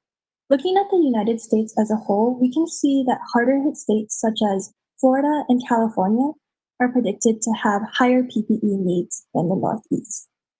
Zooming in more closely on Florida and the Northeast, we can see a more detailed breakdown of the gowns, gloves, and surgical mask needs throughout both of these regions. Modeling platform is validated. The next step was to create a dynamic map. We had 3 core principles in mind when creating this. We wanted to make it dynamic, interactive, and scalable. Our visualization displays all nursing homes in the US that are projected to be deficient in any form of PPE in the next 28 days. And we employed a clustering and heat map approach based on the Google Maps API. I'm going to show a live demo of this, and you're free to follow along if you would wish. So I go to school at Stanford, and let's say I want to see the closest nursing homes to me that need supplies. So I'll go to the Bay Area, I'll zoom in, and I will click on Palo Alto. And just like that, in 3 clicks, I can see the closest nursing home to me and exactly how many gloves, gowns, and masks that location needs. Talked a lot about the data and the analytics underlying our platform, but what about the user interface? Under the status quo, healthcare workers are spending far too much time filling out paperwork to get allocations for PPE and not enough time treating their patients. Both distributors and providers need a simple, intuitive tool to connect and describe their needs. When you first walk onto our platform, you're prompted to sign up.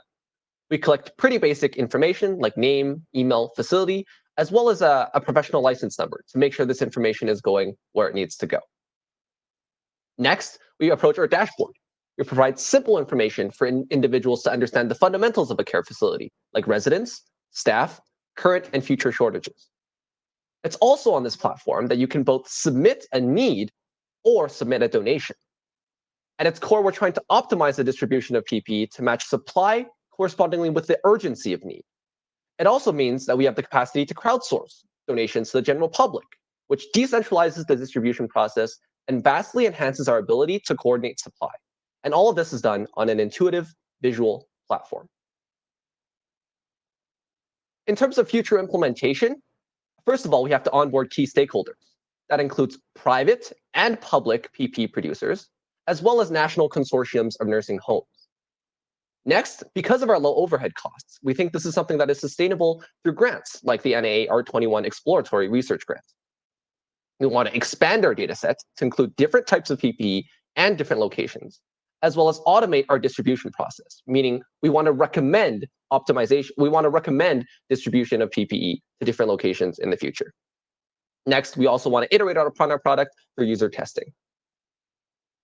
All of the different data sets that we've used in this project are nationalized and standardized. And at the end of the day, Protego provides a simple UI, a predictive capacity, and cross-coordination between facilities, something that does not exist in the status quo.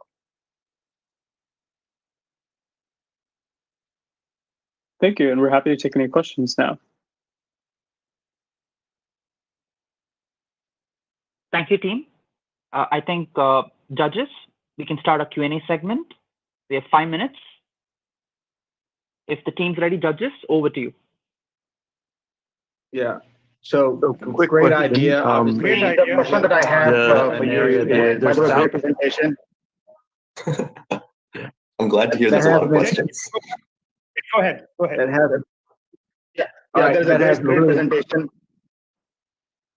Okay, I'll go first. Sorry, there's a lag here.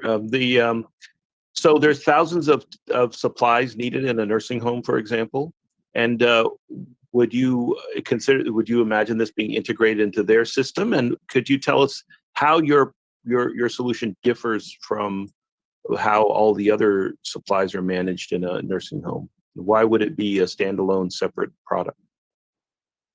Yeah, that's a great question. So based on our user research, we found that most nursing homes use logistics programs that are specific to their healthcare system.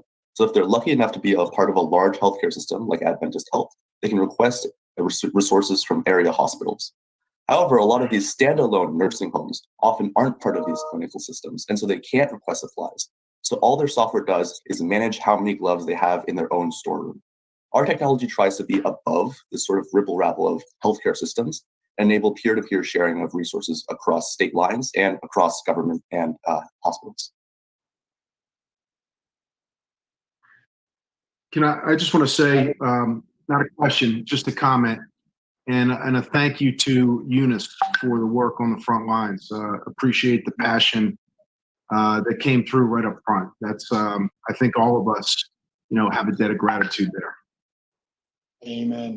I echo that comment. I love the emotional connection right from the beginning, and there's a lot of inspiration that we can all take away from. I think when I look at the predictive modeling and I look at the analysis there, that's rock solid. When I look at the ability to distribute and decision making, the one thing is presenting the information, the other thing is getting decisions made to actually distribute product, and the amount of work that has to be done to align a lot of different people with a lot of different motives and et cetera. Can you talk about how you crack that nut? Because that's where I see the most challenge. Yeah, that's a great question. It's oftentimes sort of vogue that progress in healthcare, particularly in distribution in American healthcare, is really hard and backed with a lot of red tape.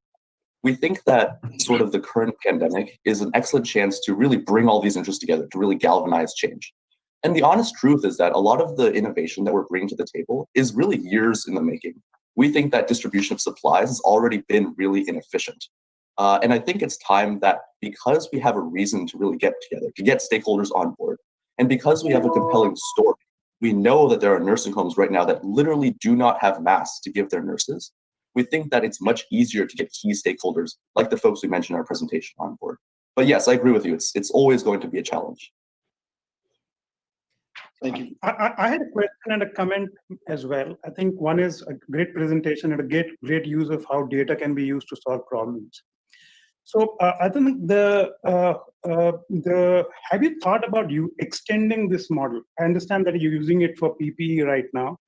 I mean, one is, scarce drugs, and whenever the vaccine comes in, how to distribute that. Have you thought about extending this idea to those areas as well? Because at the end of the day, it's optimizing the supply chain.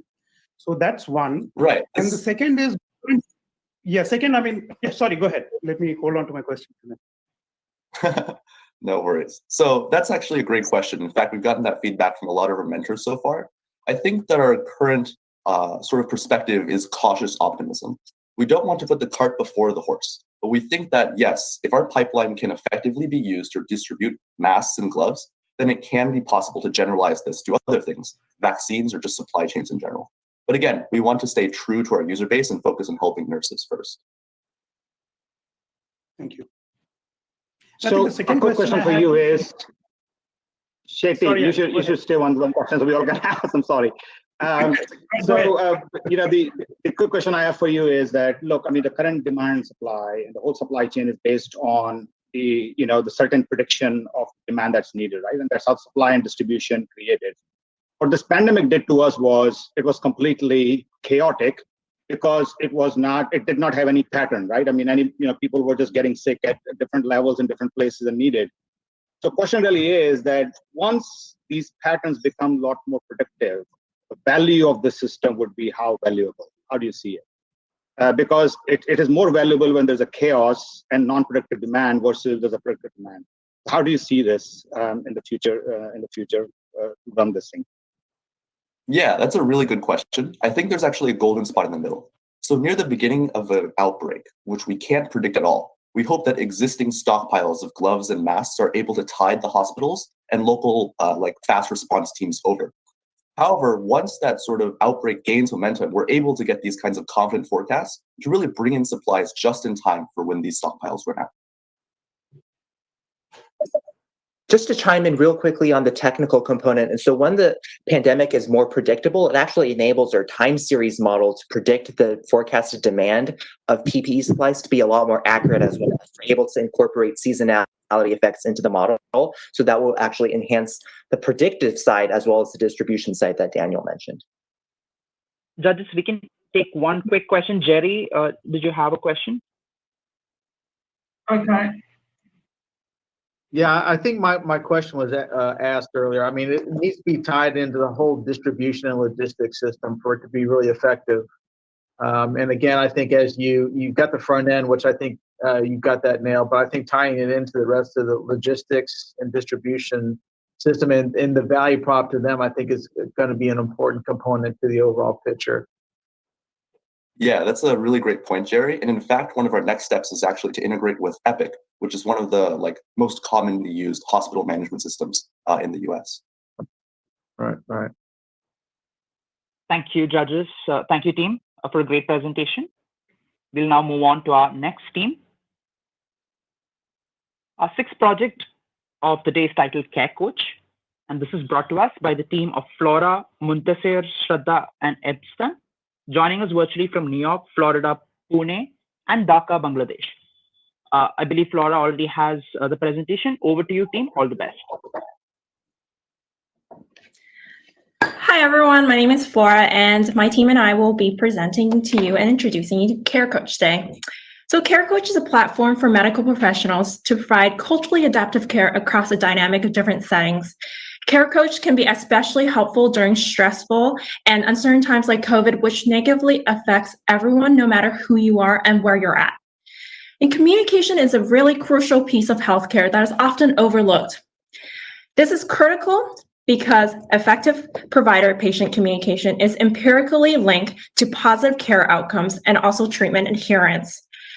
And one of the ways to really better understand this overlooked problem in the healthcare industry is to look at the number, 2.4%. That is the total healthcare costs in the United States spent on malpractice. And in a study out of 1,000 primary care physicians, about 58% of these physicians have been named in a lawsuit, and about 90% of them were surprised by this. And I'll tell you the reason why they're surprised. One patient quoted from my study, "My doctor don't give any importance to my thoughts about my own health. And this is completely absurd, considering I'm the person who lives my life every moment of my everyday." At the current hospital that I've worked at, with too many Silicon Valley startups that struggles to understand the empathetic perspective of the Hispanic non-English speaking grandmother. She just won't trust any doctor's advice, and let alone any mobile app that they're recommending. And this is why in 2011, American medical schools have required a cultural competency accreditation requirement. But today, only 2 universities have developed a dedicated physician communication coaching program. And this is why, as a clinical psychologist, I created Care Coach, because this matters. Care Coach, we train medical professionals on improving specific communication skills. And this is through simulations and coaching with personalized feedback. And with Care Coach, there's this one-on-one training with very specific scenarios, like, a patient who might be afraid of giving a family member COVID. And here's a quote to really show the difference Care Coach can make. "I want my doctors to really listen to me, to look me into my eyes, to have empathy, and to make me feel for that short moment that I do matter." And now I will have one of my other members, Ebtasam, talk about how Care Coach works. What sets Care Coach apart from other cultural competency training platforms is that Care Coach uses AI patients for training medical professionals. We have AI patients from all possible demographics, some of which you can see on the slide. And no, we don't just offer training across different age groups or ethnicities. Our advanced GPT-3-based model works for a diverse range of scenarios to provide better training. When it comes to speech synthesis, Azure Cognitive Services offers state-of-the-art neural voice with a diverse set of accents and tones. This is what powers our AI patient's voice. The trainee's response is converted to text using Azure Speech-to-Text Engine and fed to our backend for generating the patient's response. Speech is synthesized using this response and synchronized with the avatar's movements to create a realistic patient. So this is essentially how Care Coach provides a realistic, unscripted conversational experience. And here is a quick demo of a training session with a patient presenting a headache.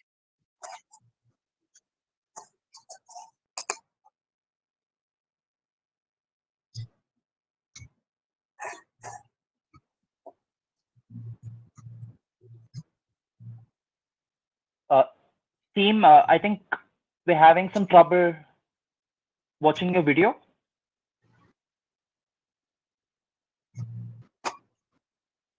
Could you check if... Hello? Is it audio that's not working? Yes. Yeah, it's a bit too slow as well. Too much. Unfortunately, okay, let's take a look at... All right. We'll send you the link after to kind of also be able to watch demo video and how it works. And Eptathon will continue with talking about Care Coach. Okay, so medical professionals can take or even retake the training sessions at their convenience on Care Coach. Using AI patients instead of a real person completely eliminates any scheduling hassle and allows Care Coach to offer meaningful and effective one-on-one, on-demand training experience instead of a traditional group training. This is another feature that sets us apart from other cultural community platforms.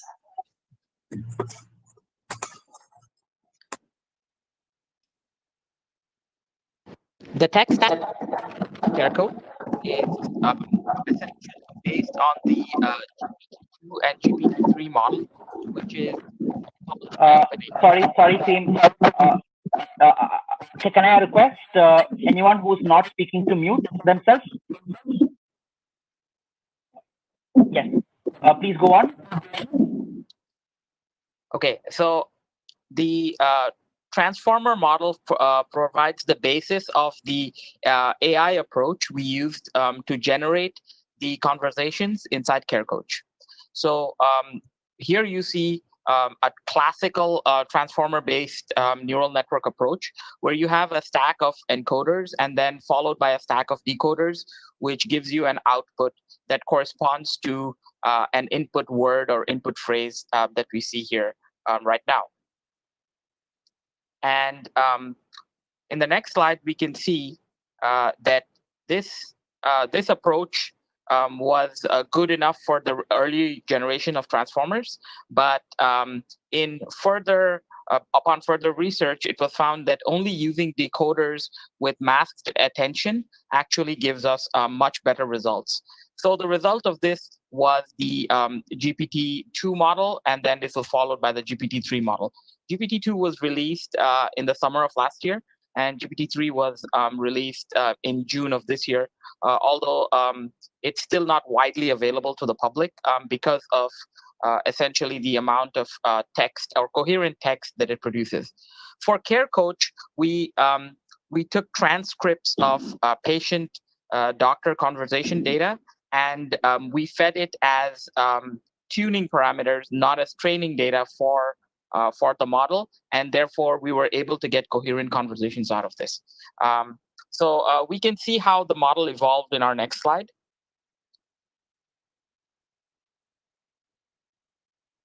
So we can see here that previously the GPT-2 model was a few hundreds of parameters, and this grew quickly until we were about 1 billion or so parameters with the final release of GPT-2. And GPT-3 by itself has right now 175 billion different parameters that needs to be trained.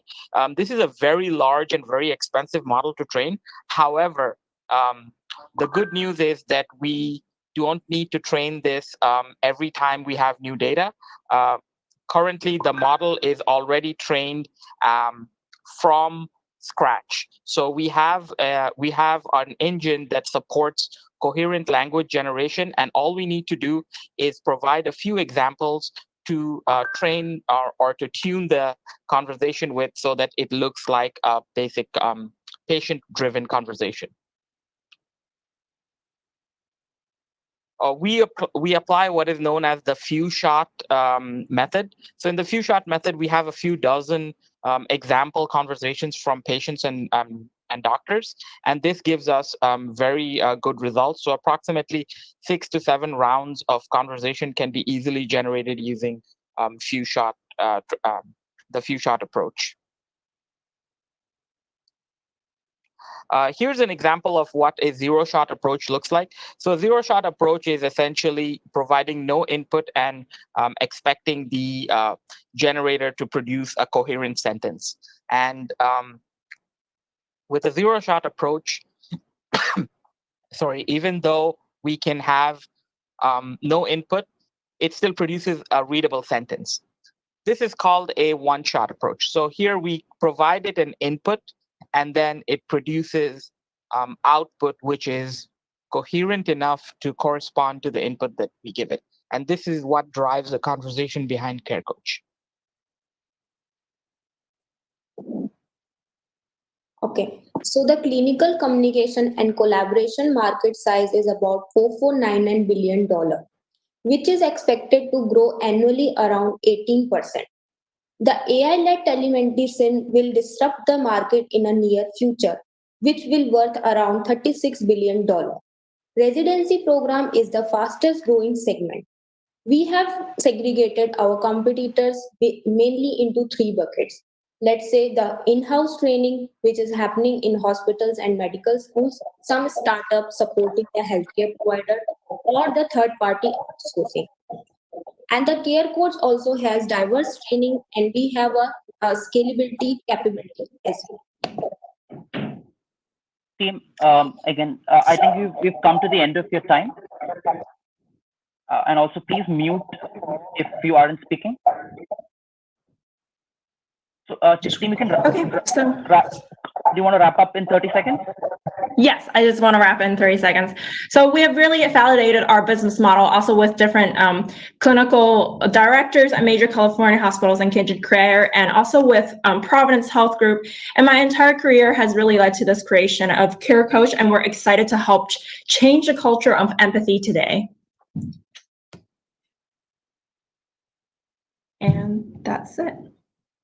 Thank you, team. So we'll give the team a minute to be able to join our panel. I also request the team to remain on mute unless required. So thank you, team, for the presentation. Just before we move on to the Q&A segment for Team 6, I'd like to mention that we have a total of 5 minutes for both collective feedback and clarifications. Judges, a gentle reminder again, in case you haven't, to please ensure that you're scoring all the teams as and when their presentations are finishing. That would allow us to come to the final winners much sooner. So great. So I think in case we have our team ready, judges, we will hand over the Q&A to you. So do we have Flora on the line? Yes, judges, your time starts now. So, Flora, just a question from my side. Quick question. Could you compare the value of your solution? I have a question. So good job presenting. I think sorry, can you hear me? You know, we often community. Judges, sorry. Sorry, judges. I think we just had a lot of overlap. Could we just go with Itumelang? Could you want to pick up first?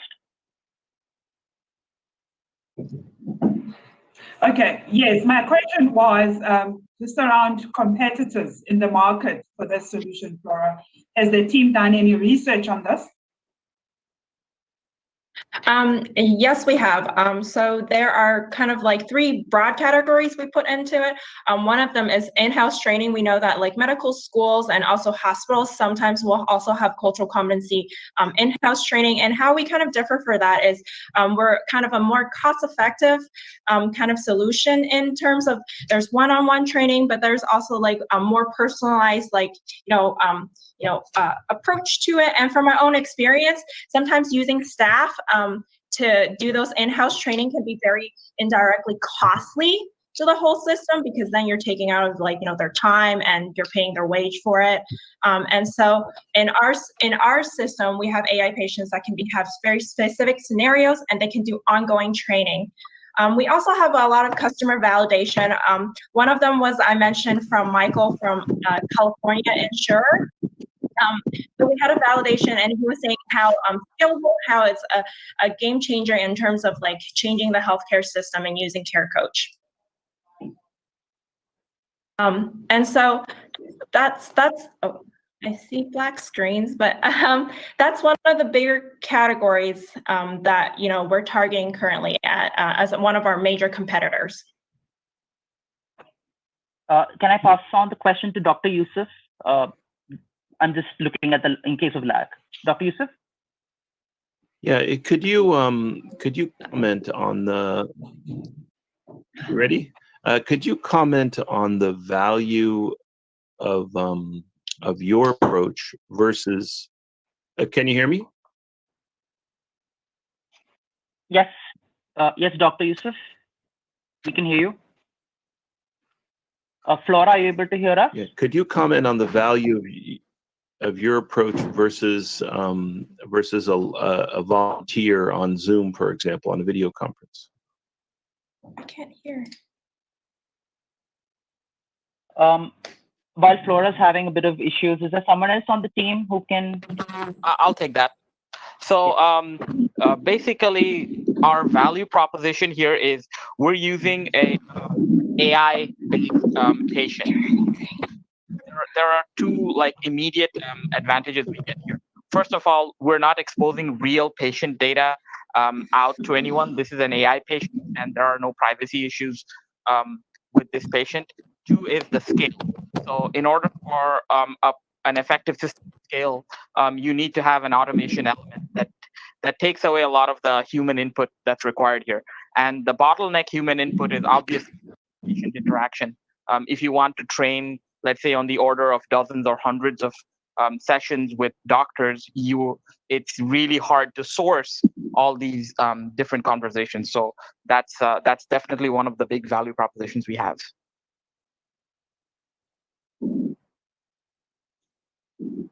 Judges, we can take a couple more questions. I have one. Have you thought about applying the AI engine to actually interacting with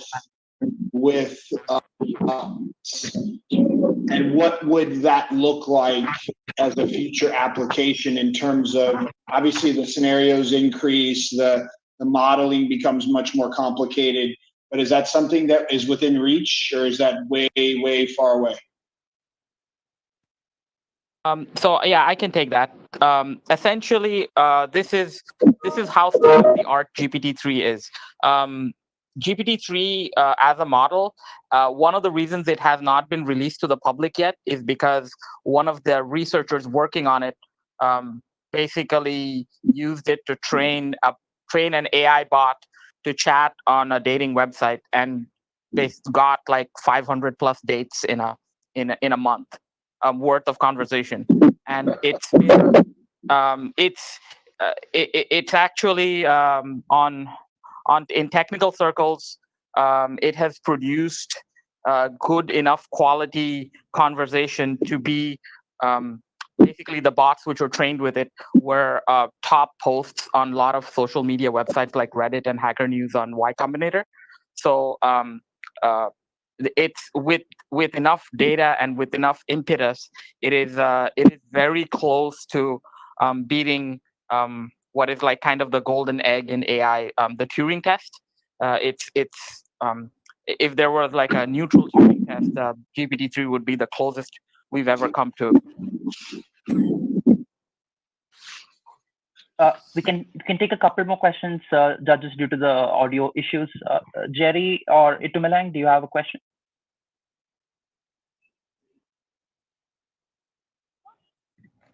In case, yeah. From my, oh, go ahead. Sorry, Jerry, go ahead. Just a question on scalability. I mean, you had this focus from a resident perspective, but I think the entire care team would benefit from this.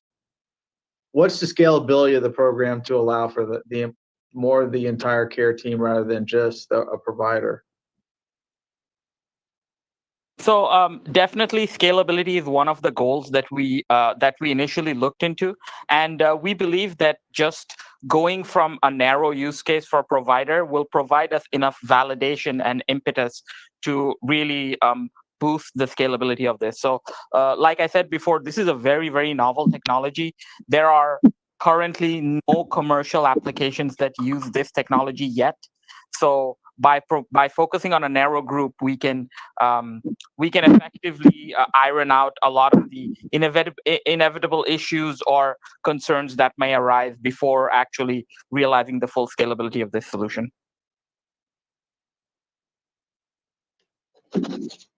Thank you, team, and thank you, judges. With that, we will move to our next presentation.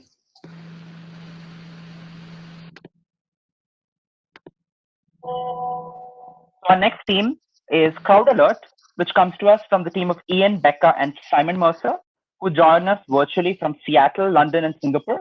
Ian, you already have the presentation. Over to you. All the best. Thank you. I'll start with a brief video. Introducing Crowd Alert, our entry in the Better Health Hackathon. Crowd Alert is a display that you place in a store window. Using cell phone technology, it can tell you how many people are inside the store. It can show green, come in now, plenty of room, you can socially distance. Or, as the store gets crowded and more cell phones appear, the display turns red. It warns you that you should maybe stay outside if you're at risk, or come back later.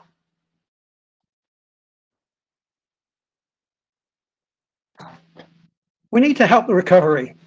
We need to help people get back out. And the recovery isn't even. Some people are already out and about, not worried, but there's a lot of people who are worried. There's people with asthma, elderly people. This was driven partly by a personal need. I want to protect my family and my parents. But we also want to help storekeepers. We want to help them encourage people to come in. We want them to be able to say, hey, it's safe in my store. You can come in now. But from the outside of a space, it's really hard to know if it's crowded. You can't see inside the store to see how many people are there. It's even harder if that space isn't even open, like an airport restroom. How do I know how many people are inside from the outside? What we need is a sign outside the door that shows you how crowded it is inside. Sounds simple. And that's what we've built with Crowd Alert.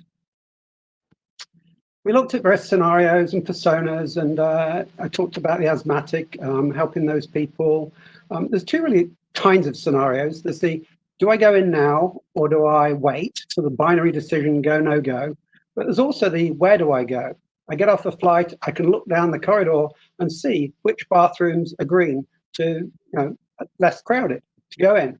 Or when we get to the mobile app, a student could look up to find out which areas in the library are least busy and go there to study. So our goal then is to create an affordable, it has to be affordable. We've got to be able to mass produce this and get this out to millions of stores and other locations worldwide as quickly as possible so that people can make a decision for themselves as to whether or not to go in the store or to come back later.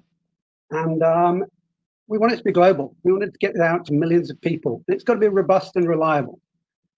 So our approach is count the people inside the store, display the risk, and then optionally remotely monitoring and alerting. We looked at all the possible sensors we can use. We love cameras and AI. We've tried them out, but they're too expensive. They're too hard to install. You have to run wires. You have to get line of sight. You need lots to cover an area. And if you've got all of that, yeah, you can do people counting. It's great. But, along comes a spider and ruins your whole system. Along comes the sun at a low angle and it doesn't work. And there's privacy issues. So then we looked at other cheaper sensors like PIR sensors and beam sensors and even microwave Doppler radar sensors. And they're great, but they're only a proxy. If somebody crosses the beam 20 times, you might think you've got 20 people. And then we looked at Bluetooth, and Bluetooth, I mean, it nailed it on the cost. For $10, I can get a Bluetooth chip that can promiscuously listen to everybody out there. In fact, for $10, I can get a Bluetooth chip with an ARM processor and Wi-Fi all built in. It's amazingly cheap. And it's got the range, and it checked all the boxes for us. Your phone, whether you know it or not, is transmitting all the time. It's kind of scary to see how much data your phone is transmitting. Every time you unlock, it transmits a message. Even when you're not doing anything, it's transmitting all the time, looking for headphones and other messages that it's sending. It's ubiquitous. Almost everyone carries one. It varies by place in the world. Some places we've got 99%, some places fewer. And we'd have to resort to statistics for places where we don't have as many. But for most places, we've got enough of them. Great range, low cost, easy to install, and no maintenance. You plug it in, sit it in a cupboard, and away it goes. But there's some problems. Biggest problem is that your phone does not want to be tracked. Apple and Google have built something called MAC address randomization into cell phones, which is designed to make it impossible to track cell phones. They hop MAC address. During the course of one visit to a store, your phone may switch MAC addresses 10 times. If we just track MAC addresses, it looks like we've got 10 people in the store. Furthermore, you might have 3 devices on you. You might have your phone, your watch, your Fitbit, all looking like, it's another device, 3 people. And then the other problem is Bluetooth actually fluctuates really wildly. You get spurious reflections and attenuation within a store. We've solved all of those problems, and I'll talk about how we've solved each of those in a second. But first of all, system diagram. So the hardware is a Raspberry Pi.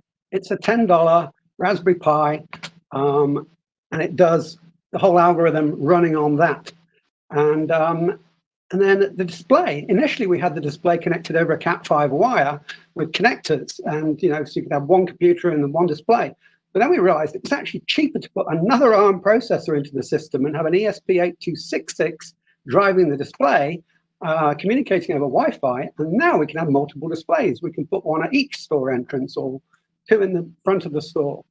And because our Raspberry Pi can also talk to additional sensors, so we'll talk about a mesh system later.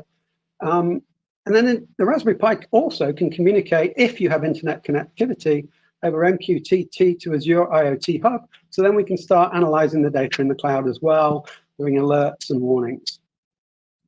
How did we solve the variability? So we apply something called Kelvin Filtering, which is a bit like a running average. It's just a smarter running average. So we can smooth out the variability, and we can reject these spurious reflections from a metal object across the side of the street that makes it look like you're in the store when you're actually 100 meters away. We've solved that problem. This is the key to the whole system though, this MAC address randomization. I spent days staring at a graph like that down in the bottom right with little dots on it. For each MAC address is a different color, and then they change over time and then new ones appear. How do you pick that apart and create what I've created there with those colored bars to show this was one device and it changed MAC address twice in this space? And what I came up with is this algorithm, which is just like a calendar algorithm, just like in Outlook, where you have all the events for the day and it needs to put them into columns. If we take all of the ranges for each MAC address and how long it was used for, we can pack them back into columns. So here in the diagram, we've got 30 different MAC address colors, but it's just 11 columns. There were only 11 devices there. We can reverse it, even though Apple and Google have tried to stop us. We can reverse it and figure out, we still can't track individuals, but we can reverse it and find out how many there were. The next problem we had to deal with was the fact that there's all these different devices. Well, we came up with heuristics and an algorithm that looks at all the different BLE information, Bluetooth Low Energy information available, applies some smart heuristics, and it can categorize everything as a phone, a watch, a Fitbit, a laptop. I was surprised. I had this running and it found an Apple Pencil in the house. I didn't even know it was on and somebody was using it. It finds everything. It's kind of scary how much it finds, but it's also fantastically useful for this application. In a retail store, we might put the Raspberry Pi in a cabinet, somewhere central. We can tune the range so that it doesn't cover the store next to us. It's just covering our store. And provided everybody walks through that space, maybe 7-meter coverage that we tune it to, we'll catch them. And then we have the displays by the store entrance. I can buy all the hardware to make one of these systems at retail for $54. We want this to be affordable. We'd like to be able to mass produce this and ship these out at a price point that every store could have one. An airport, every mall could have them in every store. It's done. It's working. You can go get the code today. If you get a Raspberry Pi, go to that GitHub link. You can download it and run it. And you can run it in your house, and you can see how many Bluetooth devices you have at home. You can detect who's home right now. Right now, in my kitchen at home here, it says it's green. There's wide open, there's nobody in the kitchen. We looked at different displays, and option 2 is for rich countries. You can have your digital signage display, $1,000 iPad, you can integrate it into an existing digital signage system, but we wanted this to be affordable, and we wanted so we wanted a device like this that we built, bit of fabrication going on here. This device has got 6 high brightness LEDs in it. You can customize it with a sheet of tracing paper printed in your laser printer, slip it in, put it on your storefront. And the high brightness LEDs, we want this to be highly visible from outside the store. We want you in Seattle to be able to sit in your car in the rain, waiting for the doctor's office to say, hey, there's room to come in the waiting room now. It's got to work in Seattle, because that's where we are. It's private by design. We have a blah, blah, blah privacy statement, but it's not storing anything. It's randomized MAC address. We can't track who you are. We can't tie you back to your phone number. It's got to be easy to install. You literally plug it in. You plug in USB power in the cabinet, USB power for the display, no wire, almost zero config, and we can actually configure most of it before we ship it to you. Tell us how big your store is, tell us your Wi-Fi, we'll send you a pre-configured device. Ian, time is almost up. Can you wrap up your pitch in 30 seconds? So we have online, offline mode. We push up to Azure IoT. We can do statistics in the cloud, alerts for store manager. You can set all the configuration parameters for what color, how many people you have in the store normally, what point we go to blue, what point we go to red. Azure IoT, we mentioned mesh mode. They can all talk to each other. Only the closest device counts the phone. We want to do this app that shows, where there's space in a library or which bars are open. And we'd like to have public transport mode. You could put this on every carriage in a train and have an arrow that shows you which way to go to find the empty carriage. In terms of the cost benefit for the store, we could add other sensors. We could also monitor temperature, humidity, light to make it more value for the $50. And it's built, it's running. We'd really like to go to market with this. I want to help my family. I want to help at-risk people. I want to help prevent the spread of COVID. And we'd really like to partner with somebody to get this out into the market. Thanks, team. We've really run out of time and would have to move to Q&A. Okay, and now I'll move to Q&A, which is also me. Perfect. So thank you, team. Great presentation. And we now move to the Q&A segment. So we're just giving a moment for Ian to be available. And a reminder to the judges around scoring teams that have already presented. We're already at team number 7. So in case there's any team that you've not scored from the earlier sessions, please do have a look. So if Ian is ready, we can hand it over to the judges for Q&A. Judges, please, over to you.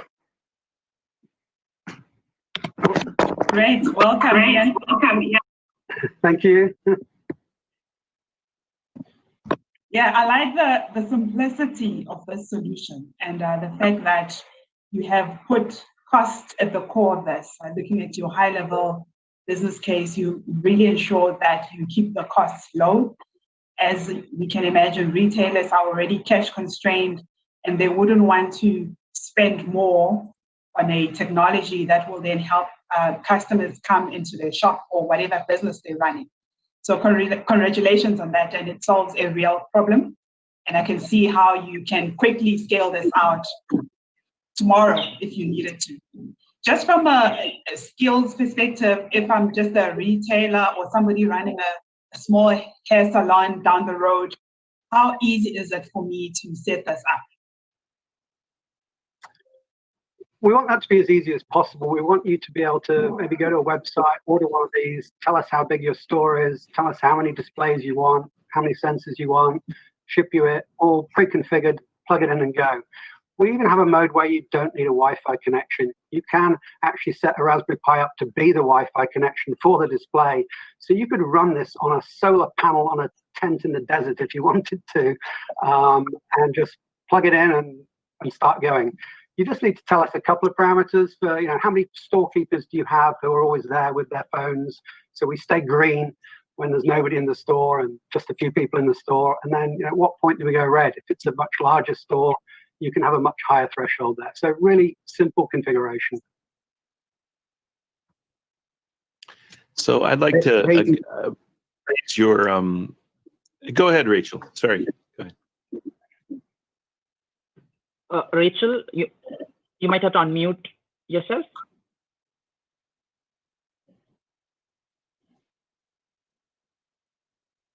Are we able to hear Rachel? Or mute maybe? I'll go ahead real quick. Go ahead. Yeah, real quick. So first of all, you've done a fantastic job just from basic design principles, because I love the landscape analysis you did of different technologies to use, and you weren't wedded or biased toward one. You just chose the one that worked the best. I love that. That's fantastic. And your insight and breakthrough on counting. That's great. I wonder how you differentiate between someone standing outside the store versus someone inside the store. Yeah, a good question on inside versus outside the store. So part of it was you put the sensor in the center of the store and set the range so that it doesn't go beyond the boundary of your store, but not every store is a rectangle. So what we can also do is, with the mesh mode that we're working on, that I had to skip through, we want to be able to put multiple sensors in a store, and then we can start doing trilateration, a bit like triangulation, but distances. We can start to figure out where you are within the store. We'd also like to be able to do this in a mesh through a whole mall, so that every store has this, and then they would have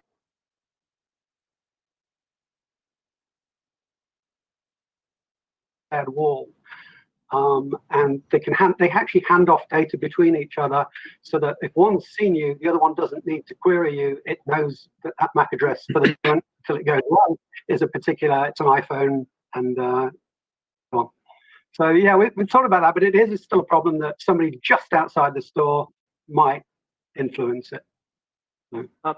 Can we just try Rachel again? Rachel, are we able to hear you?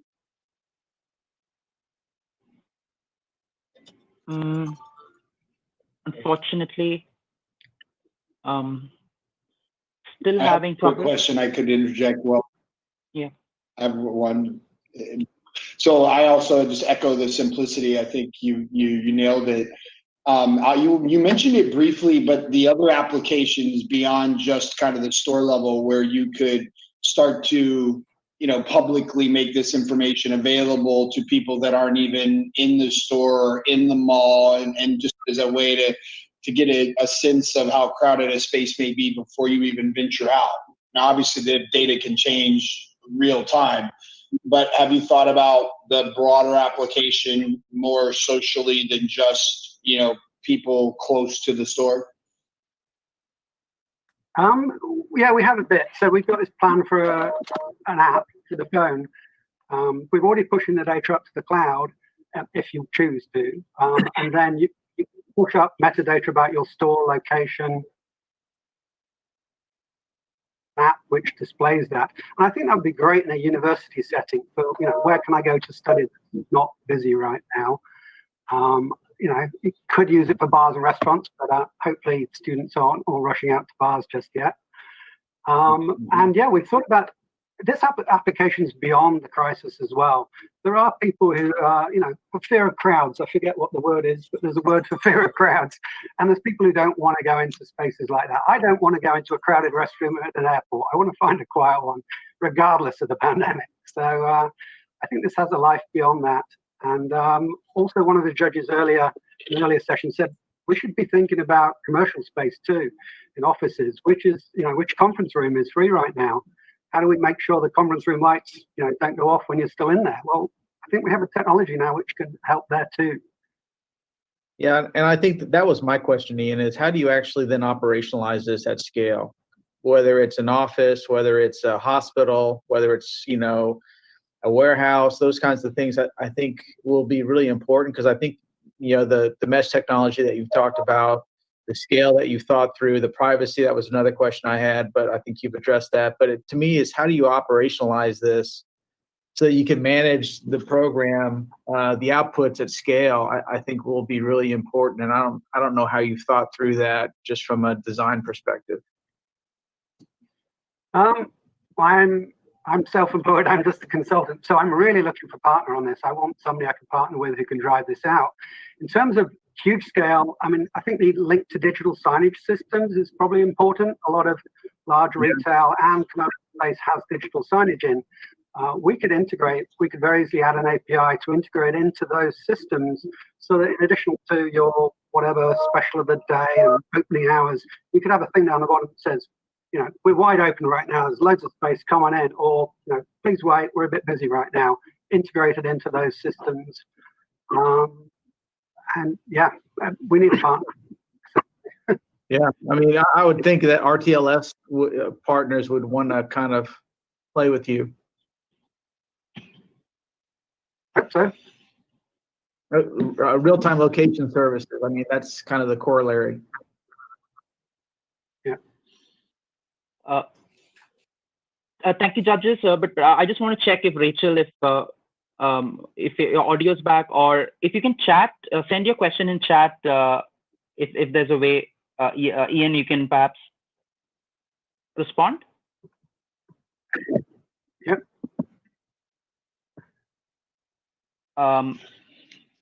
Rachel, you might have to enter your question in the chat for Ian to see it. We'll just hold on till that. Else we can definitely relay your question and come back to you after today's over. Great. Okay, perfect. So thank you, Ian, and thank you, team. This was our 7th team. We would now move on to our 8th project of the day, which is also our final finalist. And this is a project titled Grape Community, coming to us from Ranjoy Sen, joining us virtually from Bangalore. Ranjoy, over to you. All the best.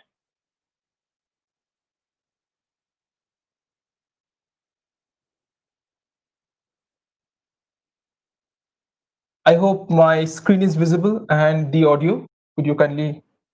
Yes. Do you might want to go into full screen on your presentation? Yes, I would. Is it okay now? Please. Yep. Perfect. Go ahead. Cool. Thank you. Great presentation by all the participants so far, and thank you all the judges for having Grape Community in the pipeline. So in Grape Community, I'll be talking about how this particular platform really operates in terms of connecting both local suppliers and the communities together. And the entire presentation will go through the problem statements, how the solution works, some of the demos, solution, how does the architecture really works out, and some of the cool nitty-gritties about it. So this talks around the stay at home, the problem statement which has been mentioned. This particular problem comes around that. So starting with that, right?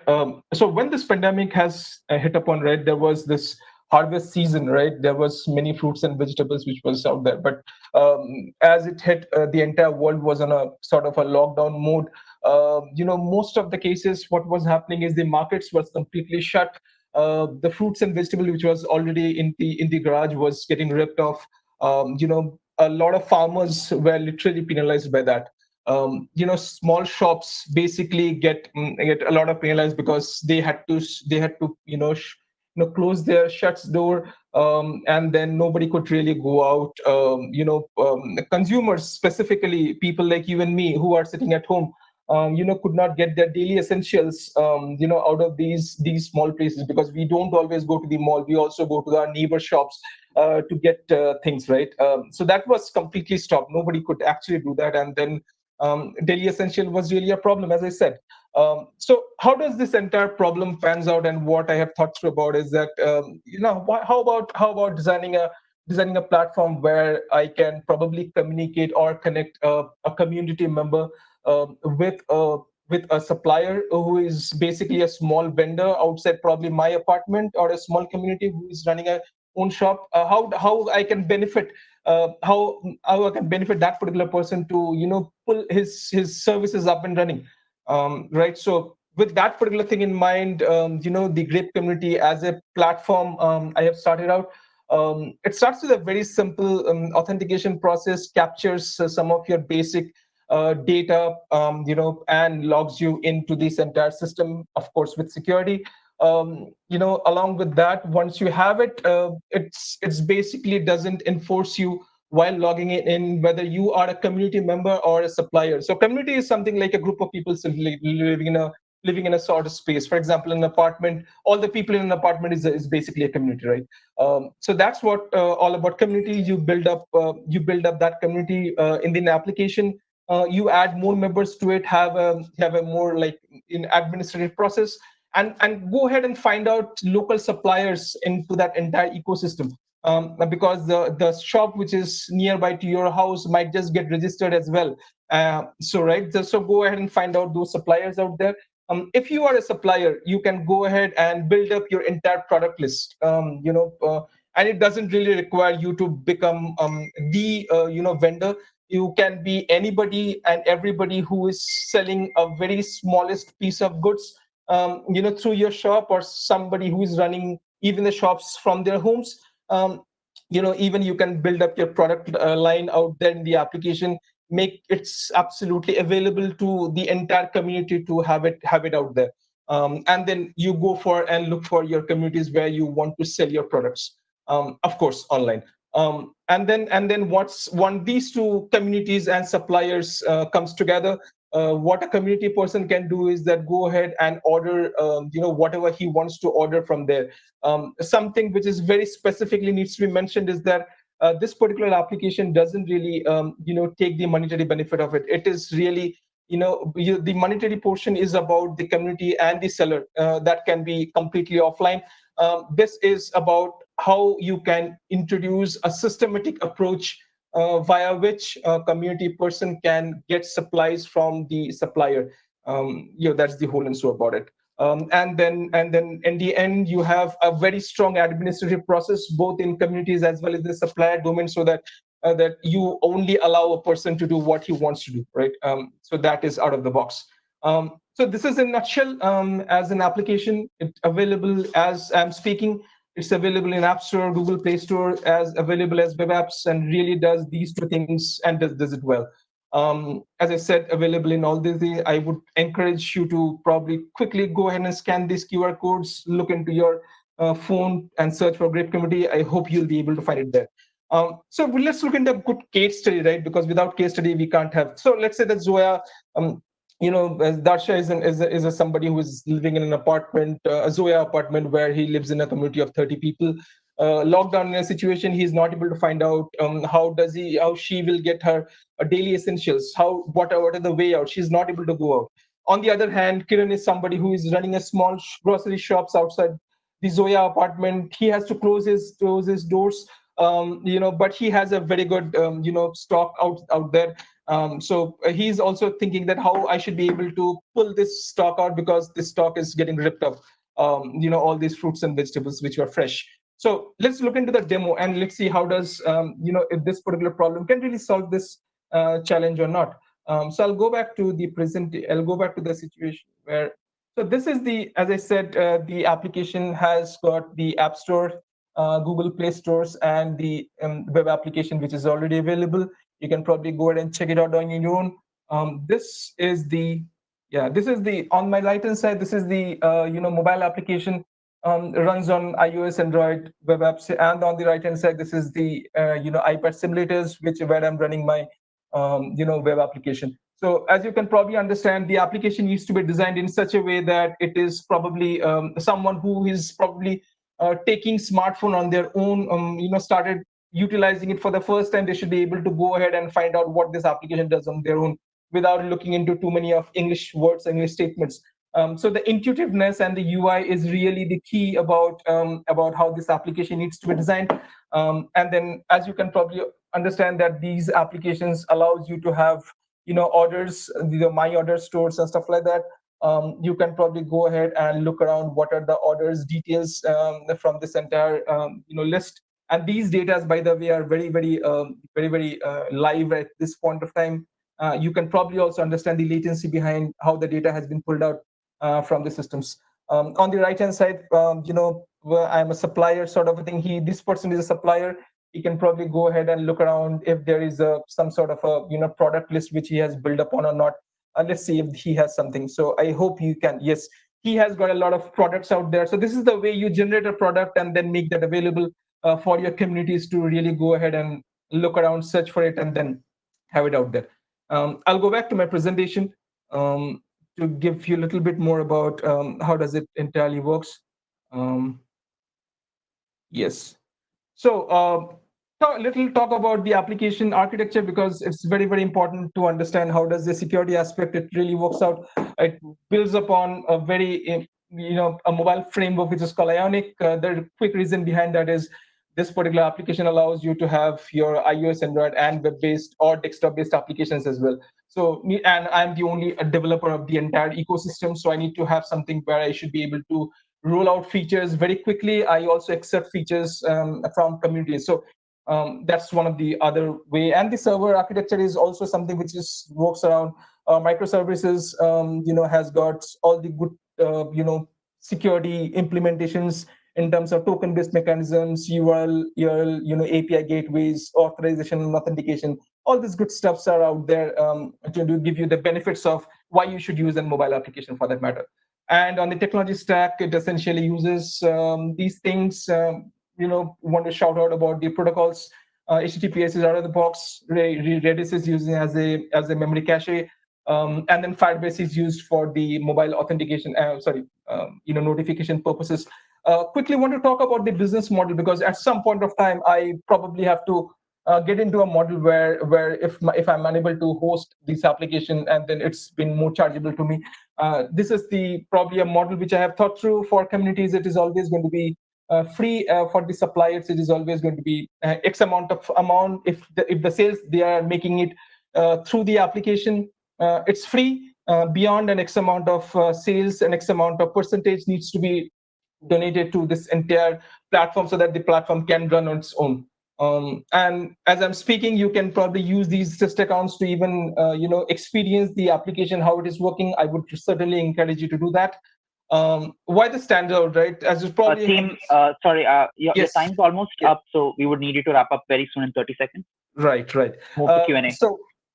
So potentially a very good UI stack, being social on cloud, good part out there. Moderation supports everything out there. Some of the features we want to make it as one-stop shop for all the communities. So all the community exchange, social pooling is everything needs to be there. Market fit, we want to have. There is not real thing out there. Only Facebook pages or WhatsApp. Through WhatsApp, people are booking orders, so that can be mitigated completely. Social available as a website, Facebook and YouTube links, and that's pretty much about me. Into the market for around 13 plus years, essentially an architect as a profession and developer on my own. So with that, I'll stop the presentation and probably move on to the Q&A segment. Thank you for having me there. Thank you, team. Thank you, team, for that presentation. And with that, we move to our final Q&A segment. We're giving the team a little bit of time to join our panel to take their feedback. As this is our last presentation, I just want to once again remind our jury that we would kindly request you to finalize now your scores after this particular session. And on your judging portal, you can choose the disconnect button, which will register your scores. So we have now 5 minutes for Q&A for team number 8. Ranjoy, if you're with us, we can hand it over to the judges for their questions. Hello, everyone. Over to you, judges. Hello, Ranjoy. Hello. Congratulations on making it this far. I guess my question would be, your solution seems to focus more on the lockdown phase, which is temporary, I can say, and a lot of countries are now starting to lift that lockdown. How do you see the solution being applied beyond that? Right. So thank you for this question. I think this particular solution has been introduced in such a way that this is something which is something for the people, for the communities, by the community. So it's a self-running solution as a system. It can be utilized even at post-pandemic situation, because somebody wants to open up a shop, they are not online. They can quickly go ahead and get online through this application, because you do not want to have your products only into the big markets as Amazon or somebody else. You can just have this application as your quick small shop, and then you can just have it. So this is pretty much out there even after post-pandemic. That is how I am seeing it. Thank you. So question. I have a quick question. Good job. Really informational presentation. Thank you. How do you think about the competitive landscape? There are a lot of quote unquote marketplace applications that connect, buyers with sellers. And so what differentiates your product or your idea? So the essential differentiation here, Jay, is about having a community. How far a community member, let's say that I am into a community of let's say 100 people, right? And then at some point of time, I'm a community member. At some point, if I want to start selling up things, I can just convert myself to a seller into this entire solution itself. So the solution doesn't really bother about whether you have to be a very specific buyer, a very specific seller to have to have your identity into this entire ecosystem. The ecosystem really judges based on what you're actually doing into the system, and then gives you those good fits into it. So that's the key benefits or key differentiation between what you have in today's market versus what this can offer. Yeah, it's a great idea. My question, and again, I see an applicability of this in the Indian context. Question is more in terms of your, I think the understanding is that there is a level of technical savviness on the. Have you thought about how do you ease that whole thing from a supplier's point of view? I mean, they might not be the most educated folks, most technically savvy folks to kind of get onboarded to the system. So I just wanted to hear your thoughts on that. Yes, this is the onboarding process is extraordinarily simple. You probably want to experience it on your own. You just enter a couple of your information, and then you are bang into this entire application, this ecosystem, and then you can just roundabout go through this routing into the application to understand what this application does. The UI has been designed in such a way that you do not have to really go through the book of knowledge to understand what this application does and how should I be able to get into it. As you move through the application routing, you'll be able to understand that, hey, I can probably do this to pull myself into the ecosystem as a supplier, because my way of doing things is that I'm not experienced. I don't want Amazon to get into my ecosystem because they are all techies, right? I want my neighbor shop guy who is probably utilizing the smartphone probably for the first time or not even utilizing it at this point of time. So how does he can benefit from this system is what I want to, or rather this platform wants to achieve. Thank you. Thank you. Have you considered adding in a third party, the person who can transport, let's say, vegetables from a farm to a consumer's home? Mm-hmm. And that may open up a whole new avenue of business. And also, I didn't quite understand why you didn't why you're not managing the transactions, the financial transactions as well. That seems like an awesome way to capture a lot of data and really get some insights that will help you improve your product. Right. So thanks for the question. I think why I am not doing it at this point of time, the easiest reason behind that is that I am somebody who is creating that solution for the. It's completely on my own, right? And I do not want to have that accountability for having a transaction. If there is a loophole which has happened through that particular transaction, a monetary transaction, I do not want to be cashable for that. I am providing a platform where a seller and a community owner can just get together and do that business. How and what way they monetize it, I think that is completely up to them. It could be cash, it could be online transaction. I think that's completely two parties business. I want to make sure that they come to this platform and then they exchange what they want to exchange as the right goods. The first question was about, yes, third party. I have no. There is no third party, but as you said that anybody, as I mentioned, anybody can become a partner, a seller, because a farmer who is farming in his own farm and then bringing those good vegetables to my apartment, he himself can become a seller and can directly sell to me through this application. He doesn't have to channelize his assets through a separate transaction as such. He can directly get into it, find out me, and then directly sell things to me.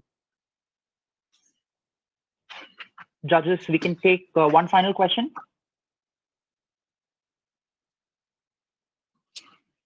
Okay, great. Thank you so much, team. And thank you, judges, as well. This was our final presentation of the grand finals. Our judges will now be moving to a private discussion zone where they'll consolidate their evaluation and help determine our top winners for the Code for COVID-19 Grand Finals. Judges, you'll receive a compilation of all your scores to help the process. We will see you soon.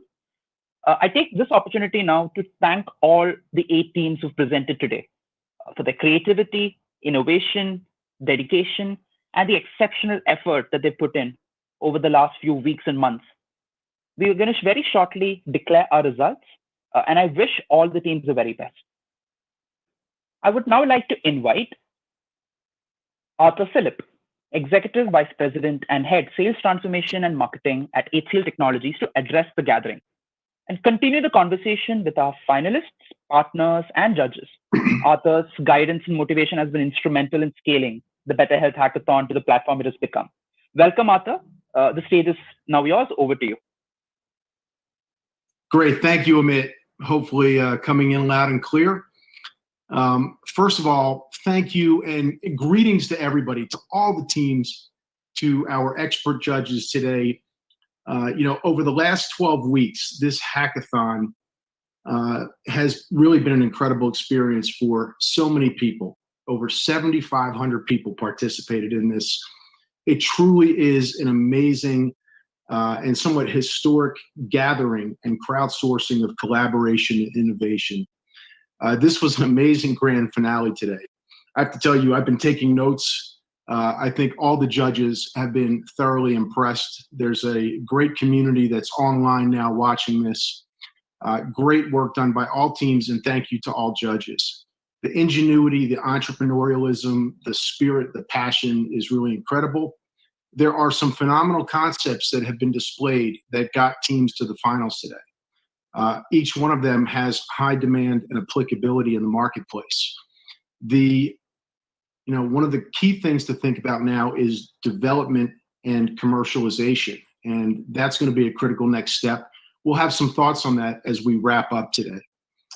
It is great, by the way, to see the global diversity, the spread of people all over the world, and the teaming taking place between different regions of the world to add different flavors and perspectives. If I was looking at this strictly as an investor, I think I'd have to open up my checkbook and make an investment in all of these great concepts and teams. And I want to encourage everyone, regardless of whether you're the grand prize winner today or a runner-up, or just for having participated in the hackathon, to keep pursuing these dreams and passions. There is real need for what you've done. There's a great opportunity to take these concepts to market. And I will tell you, especially where we are in the pandemic, the world needs you and this thinking right now.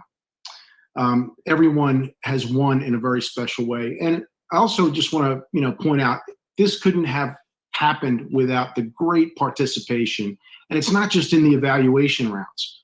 Throughout the entire hackathon, leaders and experts from over 1,000 or over 50 different corporations, I should say, have been thoroughly involved in coaching, mentoring, off hours all around the world, helping and advising, and have really taken a stake and interest in this as well. So I want to thank those partners. They're on our website. Great list of teams and leaders and experts that came together. Really thank you for the dedication. We look at this, our company, HCL, we've been in existence for 44 years. And, we did this hackathon for the spirit of innovation and collaboration, but this is really something that's core to our fabric. For 44 years, we've been about entrepreneurialism, great technology, great people, and ultimately doing the right things for people and societies. And I think that spirit, doing the right thing, showed in every single submission that we saw. Over 250 submissions of concepts and solutions throughout this past 12 weeks. So without any further ado, what I'd like to do is bring on the 8 team leaders. If we can get the control room to bring them on. Hello, it's great to see everybody. We're all on screen together. It is fantastic to see you. I will tell you, first of all, my only, as much as this is virtual and we're doing this around the world, different time zones right now, I would so much enjoy being in the same room with each of you just to harness some of your collective entrepreneurial spirit. Each of you has a great story. I'd like to just kind of go around and perhaps I'll call on different teams. I'd like to get a little bit of, maybe just a quick anecdote. some of your biggest lessons learned or surprises or sense of achievement throughout this. And I'll start with the co-sell team. Alexander, any thoughts on your end?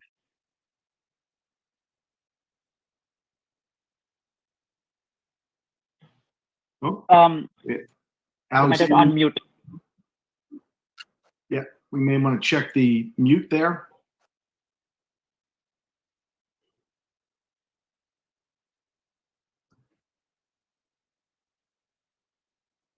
Okay, while we're waiting for Alexander for the mic check, let's go to Katabi. Josephine, thoughts? Hello, How can do you hear things me all work? right? Yes, yes. Okay, great. So I think some of our biggest, lessons and accomplishments both are really that as a team, some of the team have never actually met. I won't say in real life because online interaction is just as real as digital interaction. So some of them have never met in the physical world.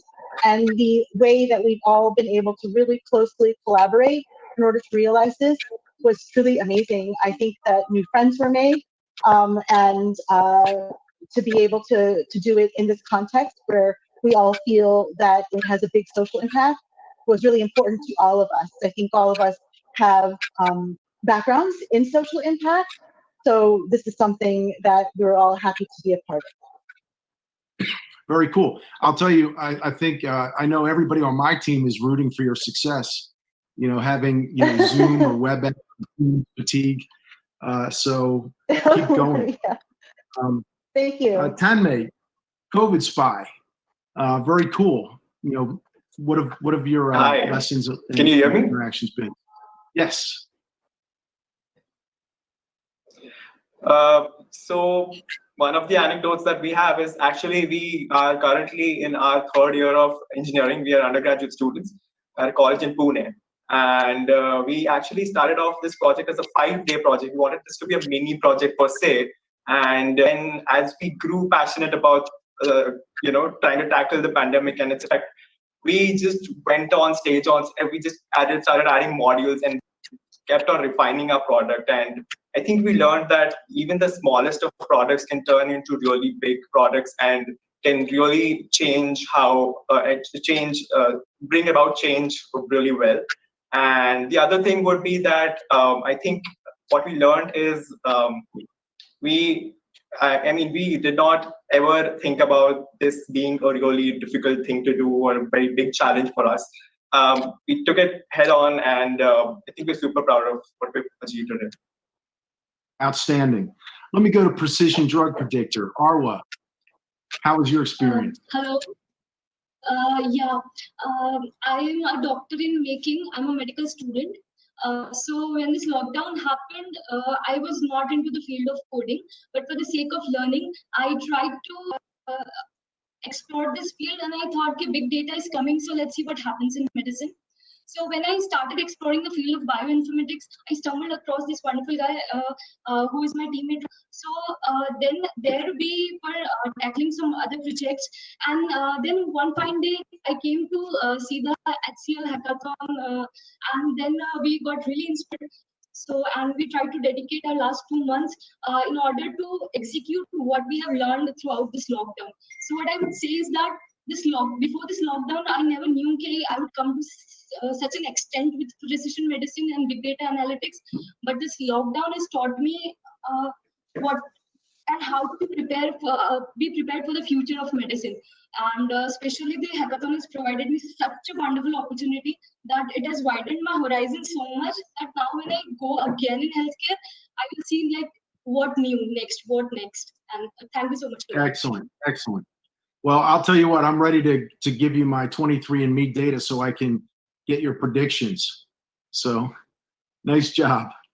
Let's go to Protego next. Daniel, really, really cool solution. And again, great partnering with Eunice. Really appreciate hearing the frontline perspective, but take it away. Yeah, thanks a lot, Arthur. So I feel like it isn't said enough, but it really takes a village to raise a child, and it takes a team to build a hack. And I think that one of the most amazing things that I've personally learned throughout this entire experience is, I mean, we're just a team of 6 Stanford undergrads. And by ourselves, you know, we just like go to classes, do homework, things like that. But together, there's really an energy. I found that like when we were working together, we were willing to try new things. We were willing to really make an impact. We were willing to center down on a problem, to interview users, to explore, to learn. And really with the help of Eunice, who sort of provided the like thought leadership, the strategic idea behind exactly what we should work on. I feel like in the past, you know, 2-3 months, we've grown a lot. We've learned a lot. We've done something that I personally thought that we wouldn't be able to do, you know, like 2 or 3 months ago. So obviously there's a big kudos to everybody over there at HCL who worked really hard to make this kind of stuff a reality. Fantastic. Thank you very much. And let's go to Care Coach. Flora, tell us a little bit about the experience. Well, thank you. Well, you know, as a kind of clinical psychologist working at the front end, like hospitals, I think this is a completely new experience for me. Going through the hackathon, I think, you know, actually watching my own idea, making it completely real, come true. It's very different. I'm more used to doing more research in my PhD, but making something that actually really is a product to help real patients, it's kind of energizing and empowering. I think it was hard, but totally worth it. And I think I've learned a lot with my team. I think more medical providers should be entrepreneurs, as we kind of know the pain points of where the medical sectors are. Outstanding, really impressive. I want to go next to Crowd Alert. Ian, first of all, you know, congratulations working with your family on this. I've had my family around during the lockdown, and I'm not sure my sons and I would get along in a project for that intensive a period of time, but kudos to you guys. Thank you. I was very fortunate in being able to recruit the entire team from my family. My daughter's doing a master's degree in machine learning and signal processing at Madison, Wisconsin.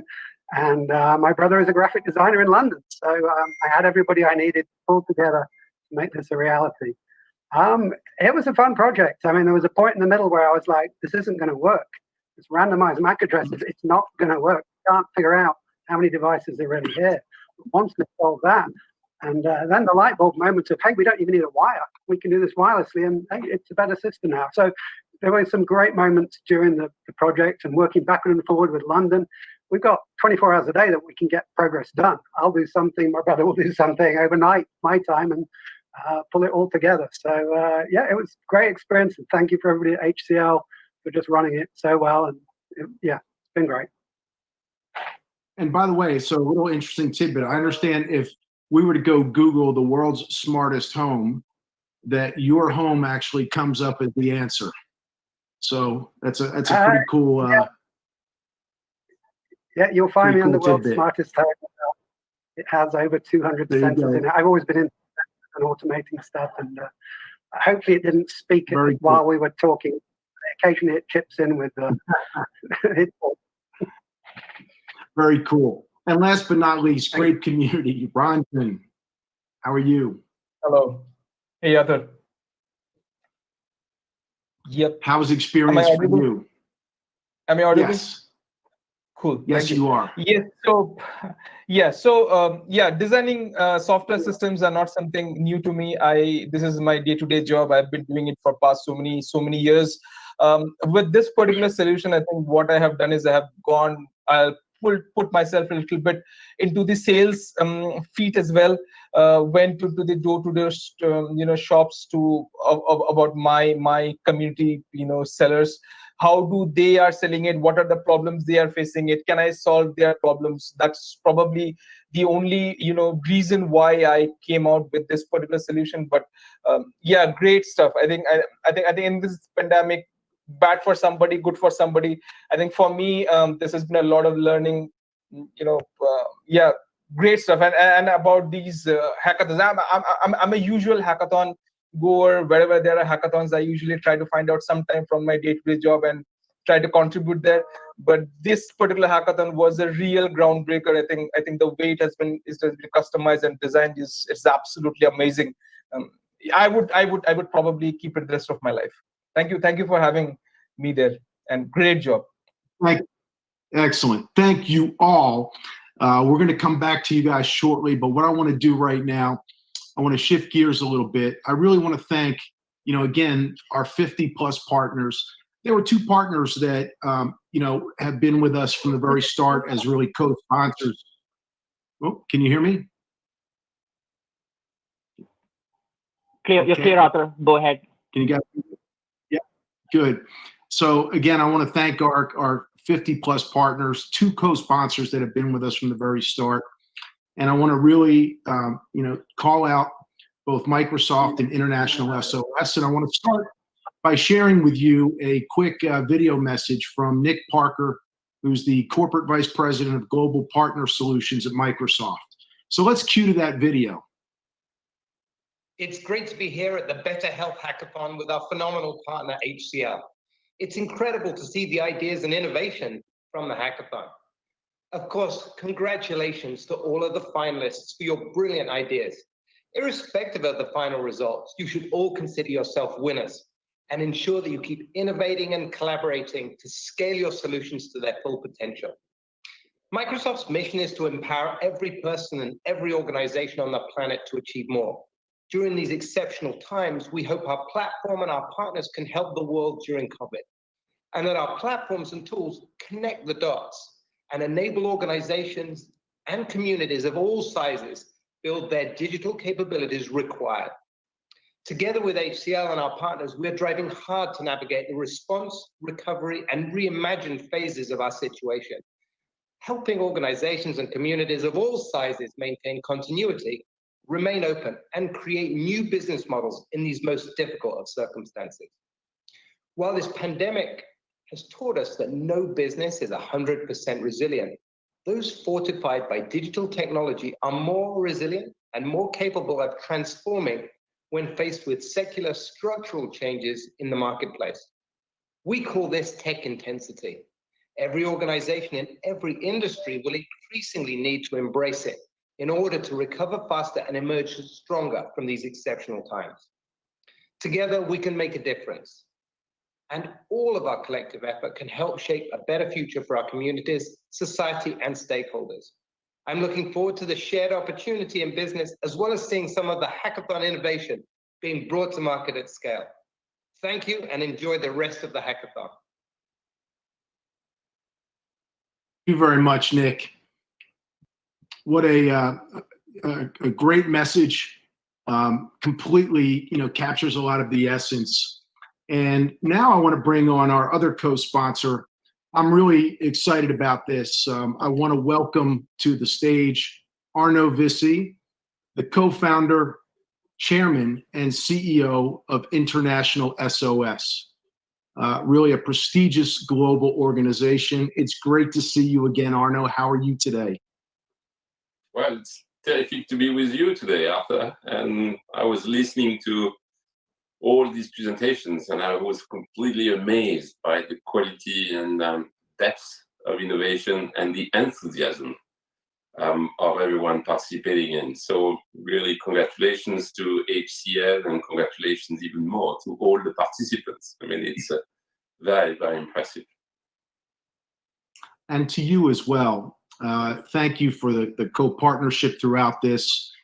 You lead and you invented yourself one of the world's leading organizations that looks at medical and security and travel services for important companies and institutions around the world. And so you have such an incredible purview of some of the real core operations that are going on right now in terms of the pandemic.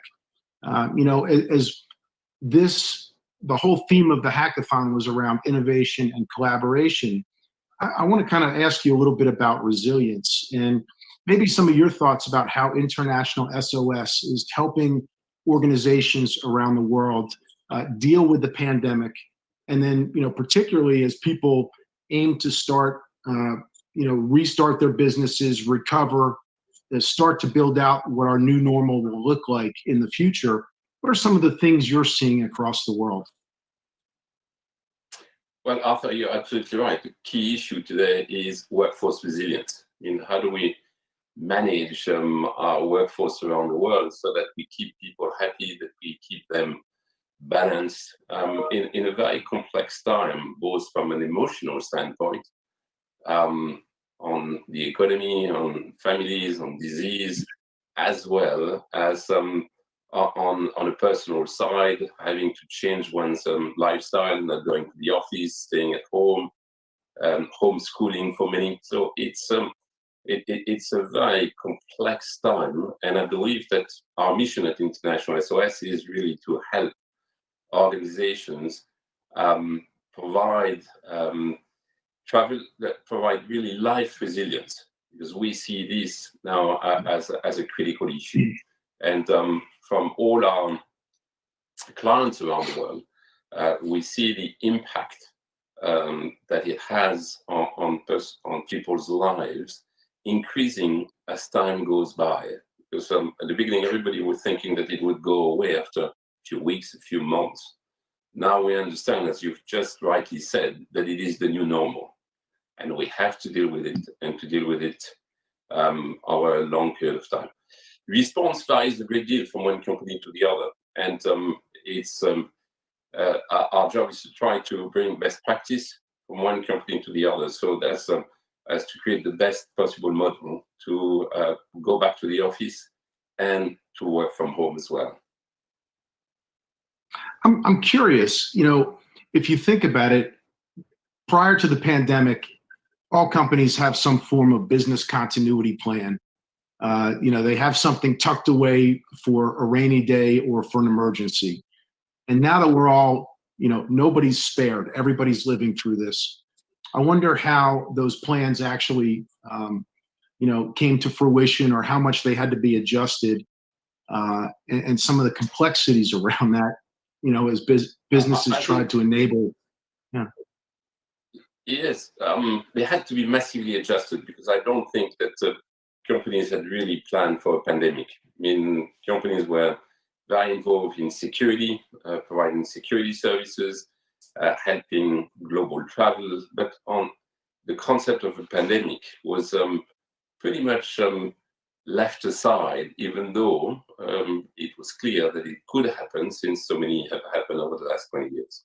So I would say that the level of preparedness was minimum across the world. It's not one country or one company more than the other. I think it's and so we all had to catch up as we went along. And what I could say is that companies which were organized with good crisis management organizations reacted much faster and adjusted very quickly. As usual, crisis management is all about planning. You do not deal with a crisis at the time of a crisis, you deal with the crisis before. And what we see now is that companies and governments are starting to get organized, that the dialogue is being established in between institutions, and the new normal is starting to be understood. However, one thing which needs to resume is travel, because organizations are not going to be able to travel, to work effectively, if travel doesn't resume. And right now, it is clear that it is pretty much at a standstill. It's minimum travel around the world. You have some domestic, very little international. And we see at International SOS our mission to help people resume travel. Very involved in developing an app on this. So, what do you think are some of the measures that are going to have to take place? And I think you've recently traveled yourself. I'm sure it must have been a radically different experience that we're all used to. What are some of the safeguards and some of the next steps you think will be necessary for people to resume trust in the system? I think it is a combination of very old methodology, which is social distancing and good hygiene, as well as new technology, as digital technology.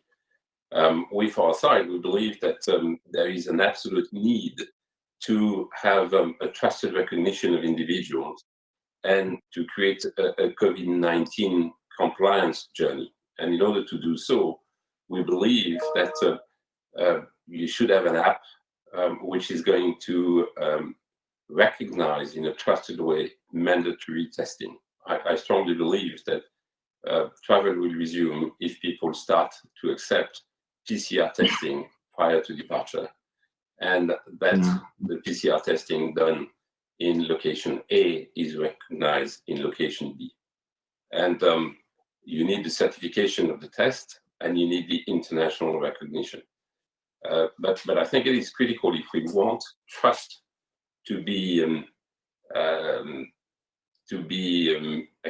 there again, because right now, even the return to the office is an issue, because people do not trust yet the organizations or governments on that the measures are going to be really safeguarding their health. Well, there's no doubt that some of the solutions we saw today and throughout the entire hackathon, have a serious opportunity to, bring credibility, to bring resolution to some of these open questions and societal challenges. So I know you share in that excitement to see not only the winners, but all of the participants, continue to pursue their efforts and bring them to commercialization. I think the 8 presentations that we saw today are quite amazing. And I certainly definitely hope that they will have the opportunity to find sponsors to go all the way and try to find a market, because they are original innovations, are very interesting, and right now it's time for innovation.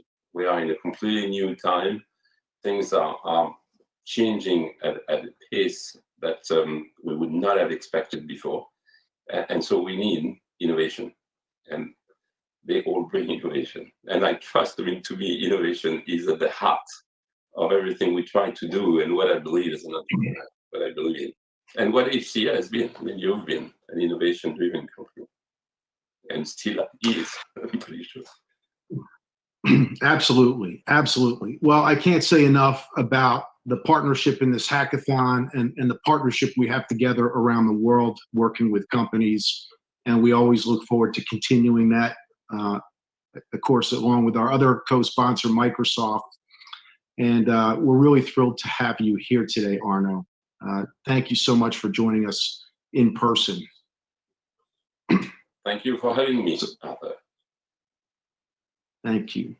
Well, next team, I want to bring on another special guest. I want to introduce C. Vijay Kumar, otherwise known as CVK, around the world. He's our leader and our champion. He's the president and CEO of HCL Technologies, and he's really been the power behind driving this hackathon and bringing innovation together. Welcome, CVK. Yeah, thank you, Arthur. I hope you're able to hear me well. Everything's good. Everything's good, and great to see you. And good day to all of you. Sorry, go ahead, Arthur. Thank you. Sorry, I'll just ask you to say some words to the team. We're all looking forward to your comments. Yeah, absolutely. I've been waiting. I was listening into a lot of presentations. It was very, very exciting, and so much of ideas. And more than the ideas, there was so much enthusiasm with every team and every participant. It was very, very nice to see and hear this. Good day to all of you, and I'm really happy and very excited to be here today. I want to applaud. There are so many innovators who participated in this, 7,500 ideators who participated on this platform. They've come together so well in this unique platform, what we call as the Better Health Hackathon, code for COVID-19. So thank you for this enthusiastic participation. We had envisioned this hackathon to be a platform for borderless collaboration, on the lookout for ideas from all over the world to improve, evolve, and move forward the global response to the COVID-19 pandemic through innovative and breakthrough technology ideas.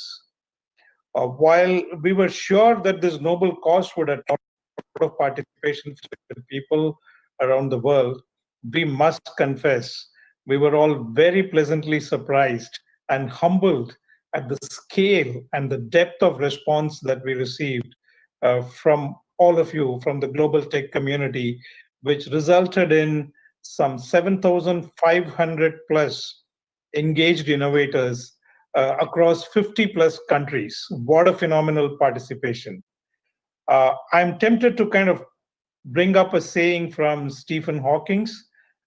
He said, however difficult a challenge may appear, there's always something you can do about it and succeed at it. All that matters is you just don't give up. This example of individual ingenuity, determination, and passion came to life so beautifully through this hackathon and once again validated the resilience of the human spirit. It's been an uplifting experience, an inspiring experience for all of us to witness. I want to thank each and every one of these 7,500 ideators who participated in this hackathon and the honorable jury who had the most difficult choice of selecting 4 winners from a truly brilliant set of ideas that have been presented to them over the course of this event. I also want to thank our partners in this program, Microsoft, International SOS, who played a pivotal role in defining, mentoring, and leading this hackathon from the front, along with our leaders from 26 leading global organizations, many of whom are our clients as well, who contributed in very important manner to make this program a big success. Thank you very much. I really all of your contributions to this overall objective. I know all of you are waiting with bated breath to hear the name winners. So without any further ado, let's turn on the felicitation spotlights. Let me get started. So the first runner-up of the internal HCL leg of hackathon is the team of Vishwanath S, Yesudas, Balasubramanian, and Monica Gudepu for their project title COVIDiator, which is a solution that uses electromagnetic radiation to neutralize COVID-19 in clinical scenarios. Congratulations, Yesudas and team. Let's now hear from the leader, Yesudas. Thank you so much, sir, for this announcement. We are really excited. I don't think we can hear you. So audio check.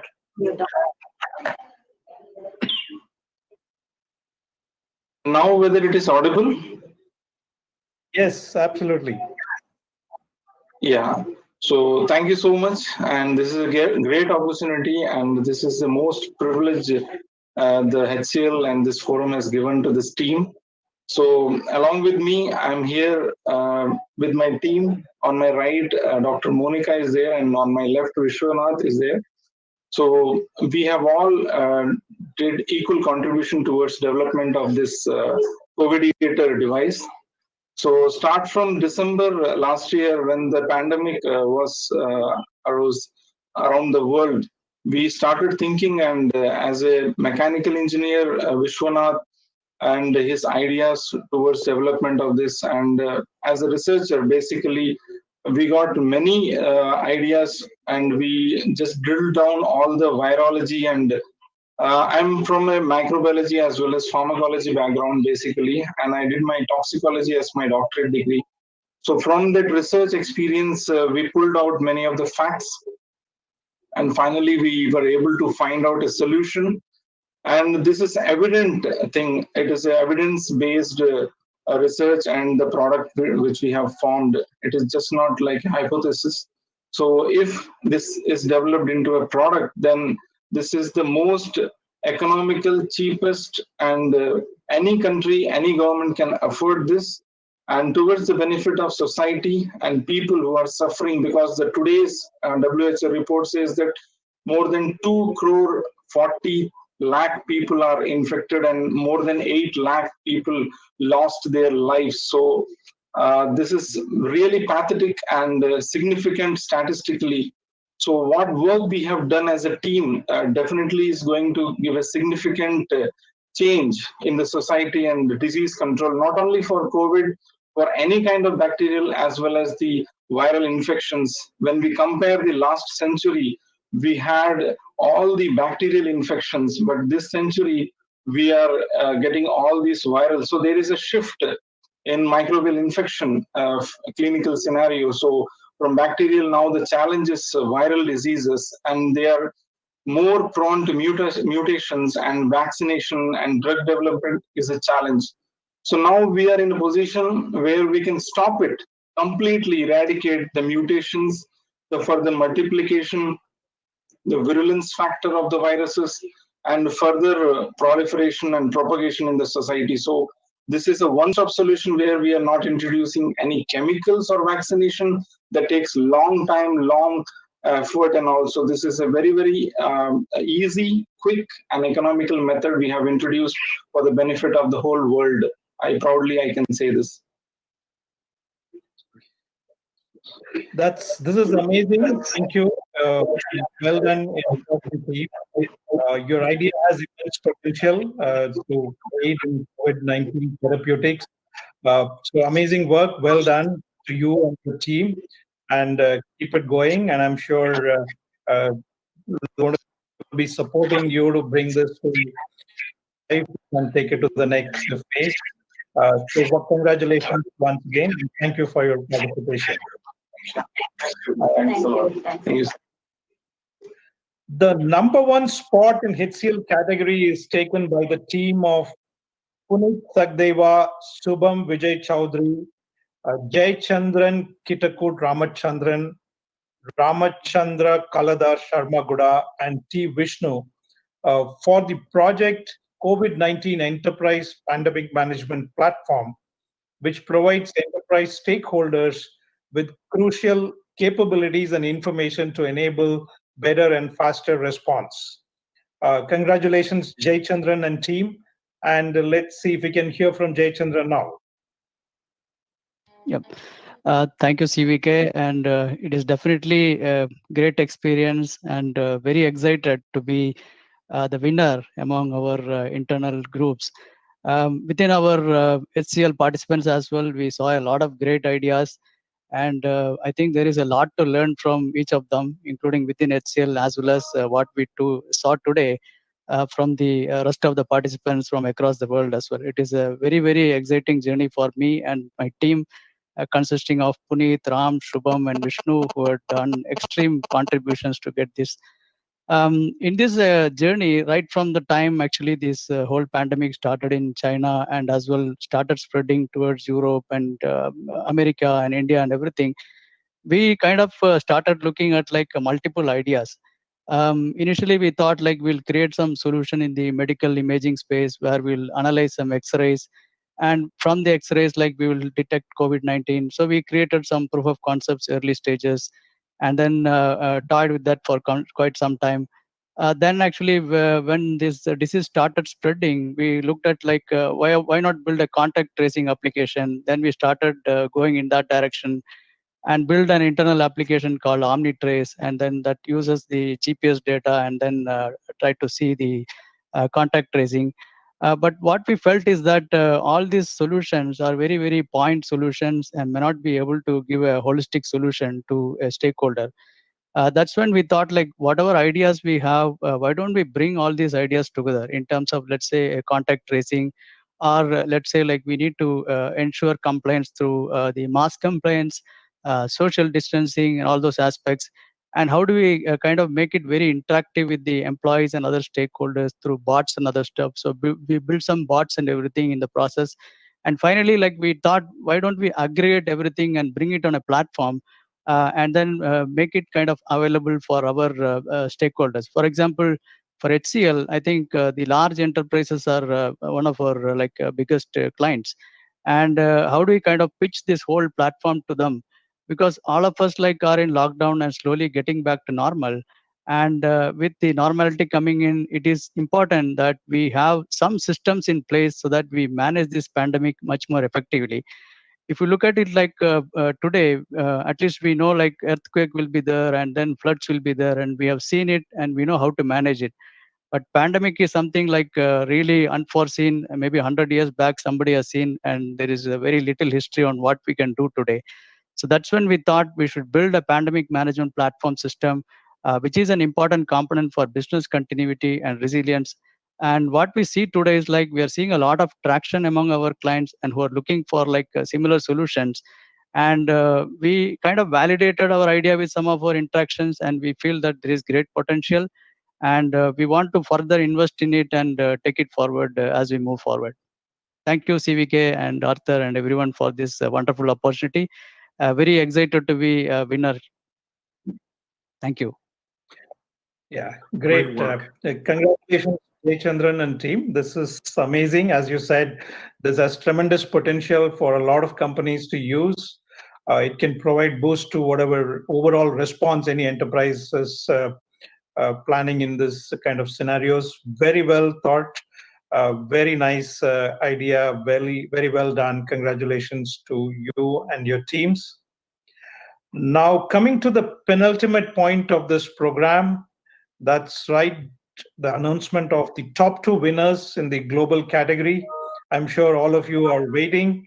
Let me get started. The runners-up in this round is team comprising of Krishna Bambani and Tanmay Jain for their idea titled COVID Spy, which is a pandemic management and safety norm violation detection analysis system.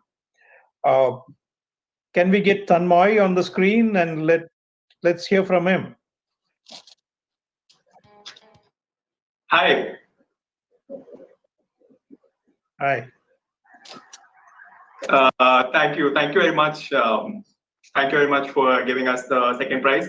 I would also love if Krisha could also join in, and if she could, and even she could talk and say something. But it's, I think it's been an amazing experience for us overall, and we've learned so much. We've come so far with this. We started off with a 5-day project. As I said, we started from basic. We wanted to detect whether people are wearing masks or not, and we felt that that was something important that we wanted to address. And from there on, going to social distancing, tracking social distancing, which was again so important, such an important thing for people to follow today. Going out and doing that, and then we didn't stop there. We realized that we want to do something with the data that we retrieve, and we want to alert the people. And we went on with zoning, and I think we just kept on going. And I think I'm very proud of my partner as well, who did an exceptional job with me, and who did an exceptional job with the presentation. I'm very happy. Great job, Tanmay and team, and congratulations. The idea looked very promising indeed, and we look forward to seeing how to take this to the next phase. Thank you. Now we move to the final award, or number 1 winning team in the global category, which is so the winner is the unique family team of Ian Mercer, Simon Mercer, and Becca Mercer for the project Crowd Alert, which displays a warning when a store or other location is crowded, allowing at-risk individuals to decide whether to come back later. Congratulations, Ian and team. Can we get Ian on the screen to say a few words, please? Wow, I'm delighted. Thank you so much. Thank you to my team. Thank you to HCL. Thank you to the judges. It's been an amazing experience doing this. And I hope we can find a partner to bring this to market. As Arno mentioned earlier, it's not just the physical distancing that we need. It's not just that aspect. It's the emotional needs. We need to reassure people and help them get back into normal life. And I hope that through our solution and all the other solutions we've seen here today, I hope we can help people in both emotional and physical. Thank you again. Yeah, my sincerest congratulations to Ian and his family for taking the top spot in this phenomenal hackathon. Amazing event, and thank you all for your participation. Felicitations to all the winners.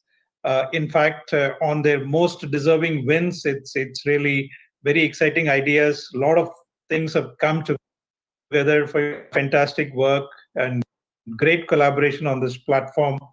Now it's time to execute your ideas and deploy them for the world to really benefit from these ideas. The stage is all yours. All the very best. Thank you, CVK, for the continued, really the strong push and the leadership, and giving us all the opportunity from an HCL perspective to keep championing innovation. Thank you. And now I want to invite all of the judges back, as well as Shetty. I want to turn it over to you, and let's have a little discussion about some of the evaluation process. Thank you, Arthur. Can you hear me well? Yes. What a grand finale. What an event.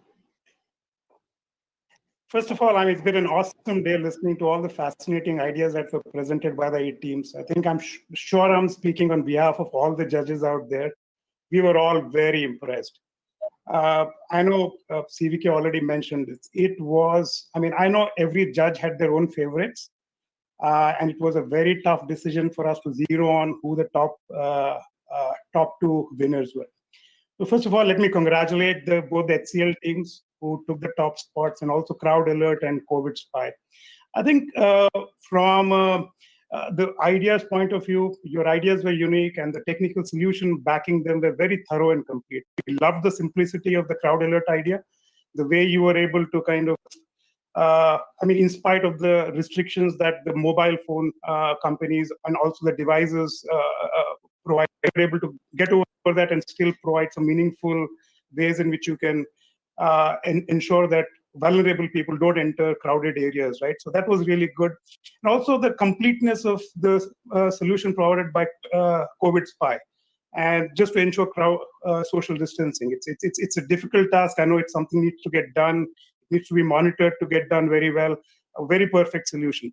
And I know one of the discussion points within the judges was, can we get these 2 teams to work together? Because put together, it's like 1 and 1 making 11, because it's a powerful solution where they can work together and kind of put a more holistic solution together. So as you already know, we were judging all these solutions on 3 parameters: the uniqueness of the idea, for the problem statements that we had put together, and also the robustness of the technical solution itself. All the teams, I think, did exceptionally well in both these 3 benchmarks. So all the winners, great job. Congratulations once again. I think great ideas. Really impressed with what you folks had done. That being said, I'd like to congratulate the other 6 teams as well who participated to. Believe me, it was a difficult decision. I'm not saying it in just for sake of saying, very difficult decision. You were all, we had a very good scoring mechanism in place. You were in making it all the way to the top in the 40 to 45 shortlisted team from 7,500 people across the globe. I think it's a feat in itself. In my opinion, you all are winners here. There's nobody who's second place, third place. All great ideas. I think we have to figure out how to kind of build some of those we have brought to the table. I think there's a lot of opportunity here for all of us. So let me just give the opportunity to my colleagues on the panel as well for their thoughts and comments. Unfortunately, I think in our excitement, we ran over time. So some of them had very hard stops. So let me just turn it over to Dr. Yazdi for his comments, and then we'll go in the order in which they appear on the video panel. Dr. Yazdi, you want to go first with your comments and thoughts? Sure. Thank you so much for inviting me to participate, Shetty, and congratulations to you and to the whole team at HCL on an amazing event. And there have been several of these COVID-related hackathons. MIT ran one, we ran one, Stanford ran one, but yours has been the biggest and I think the most professionally run of all of them. So congratulations. I think it's a testament to your organization. And I also want to, of course, reiterate what Chetty said about all the teams. Every single one of the teams had a nugget of inspiration and innovation in them. And I really want to encourage each and every one of you, even the ones who were not finalists, to continue on this path, because this problem is not going away anytime soon. And the only way to solve it is if you continue, everybody really rolls up their sleeves and continues to try to be problem solvers in this. So congratulations and best wishes to you all.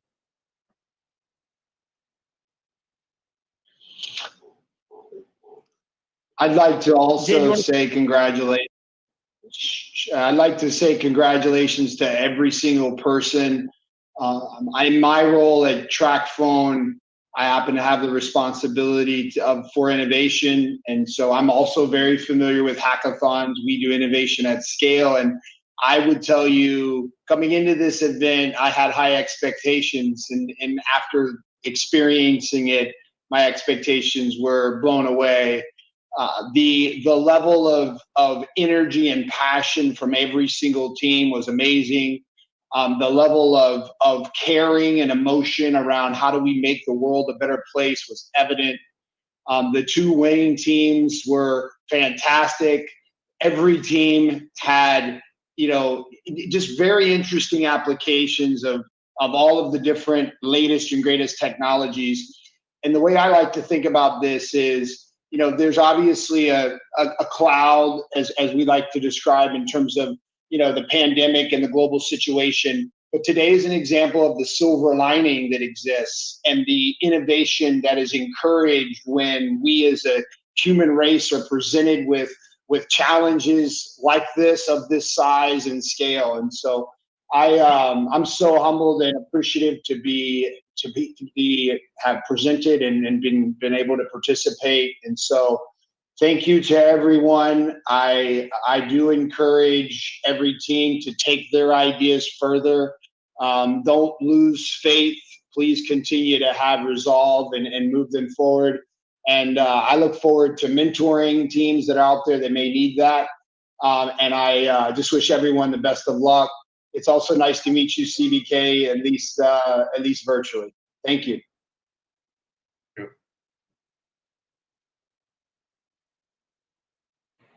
Great stuff. Firstly, congratulations to all of the finalists today. And really, thank you very much, HCL, for creating a platform like this to allow great minds to come together in solving some of the most challenging solutions or problems that we're facing at this point in time globally. I am truly, truly inspired by what I have seen today. Truly, the human spirit is very resilient, and that's what has come out. We might be facing the biggest mountain, we might be facing a very complex issue, but if we put our heads together and work together, we really do come up with great solutions. So it's really today, I'm very honored to have been part of this. And what I want to say to the finalists and to the participants, they should not see this event as the end. See this as just the beginning. I have noted the names of the participants that have, as you come through and you present your ideas, I want to see your names in a couple of years on the wall of fame. And I believe that is possible. So keep going, keep working, where you have opportunities to collaborate, where you want to reach out for more coaching and guidance. We're here, we're offering our time, we're available to support, because we really need to rise above the challenge that we're currently dealing with. Thank you very much. Back to you. Thank you. Thank you, Dr. Yazdi. Thank you, Jay. Thank you, Itumelenge. Really appreciate your words and your words of encouragement to the teams. I think it's, again, want to thank all of you. I know it's not easy taking so much time from your calendars to contribute to this event. Really appreciate that. And again, I also wanted to kind of thank all the participating teams, the mentors and the judges. There's been a whole army of people who have been helping put this event together. I don't want to take names, but really appreciate the effort there. I think this, as Itumelenge said, I think this event, I think it's a great testament to the resilience of the human spirit and our ability to think and solve our way out of a problem. I think that's the core thing that I have seen, that all of us got together. I mean, pandemic, I mean, there is this disruption going on because of pandemic. We kind of all rose above it and saw how we could come together and be put our problem solving hats on and get solutions together to manage this. So great effort. Thank you. And again, my heartfelt thank to all the people who have been a part of this judging panel, this effort over the past 2.5 months. So thank you, all of you enough. And Arthur, I think great being working with your team and helping us host this event. So appreciate that and the effort put in by you as well as the rest of the team. So back to you, Arthur, for any closing comments. And also CVK, your leadership and your faith when we had this conversation almost 3-4 months back on getting this started. Appreciate the foresight that you had in allowing us to carry on with this. Thank you. Yeah, I mean, absolutely great effort, Shetty and Arthur leading this from the front and getting everyone together across the globe, not just HCL, our extended families, our clients, and getting all the energy and enthusiasm. This has been an outstanding event, and congratulations to all of you. And thank you for all your participations, all the judges, our clients, everyone who enthusiastically participated in this. As we close today, thank you, CVK, Shetty, all the judges, all of the participants over the last 12 weeks, over 7,500 individual participants representing 1,000 organizations and universities, over 250 new solutions brought into the world to go tackle this pandemic, not just for the present, but for societal management in the future. Represented over 50 different countries of participants, truly global and diverse, incredible energy and passion. And I think the key message, and you can hear this from all the leaders you heard from today, it doesn't stop here. And so we're going to take some concrete next steps. Innovation and collaboration and the whole R&D process has to continue forward through development and commercialization and scale. And that's a place where all of the partners and HCL and International SOS and Microsoft can come together to help each of you continue to realize these dreams. So stay tuned. You'll hear from us about how we can continue to fight the pandemic, contribute back to society, and come together and continue our work all together as an ecosystem. So with that, wherever you are in the world, I thank you. We've made a big difference all together over this last 12 weeks. This is not the conclusion, just the end of the first chapter, and we'll get together soon. Thank you all. Have peace, stay safe, and look forward to seeing you soon.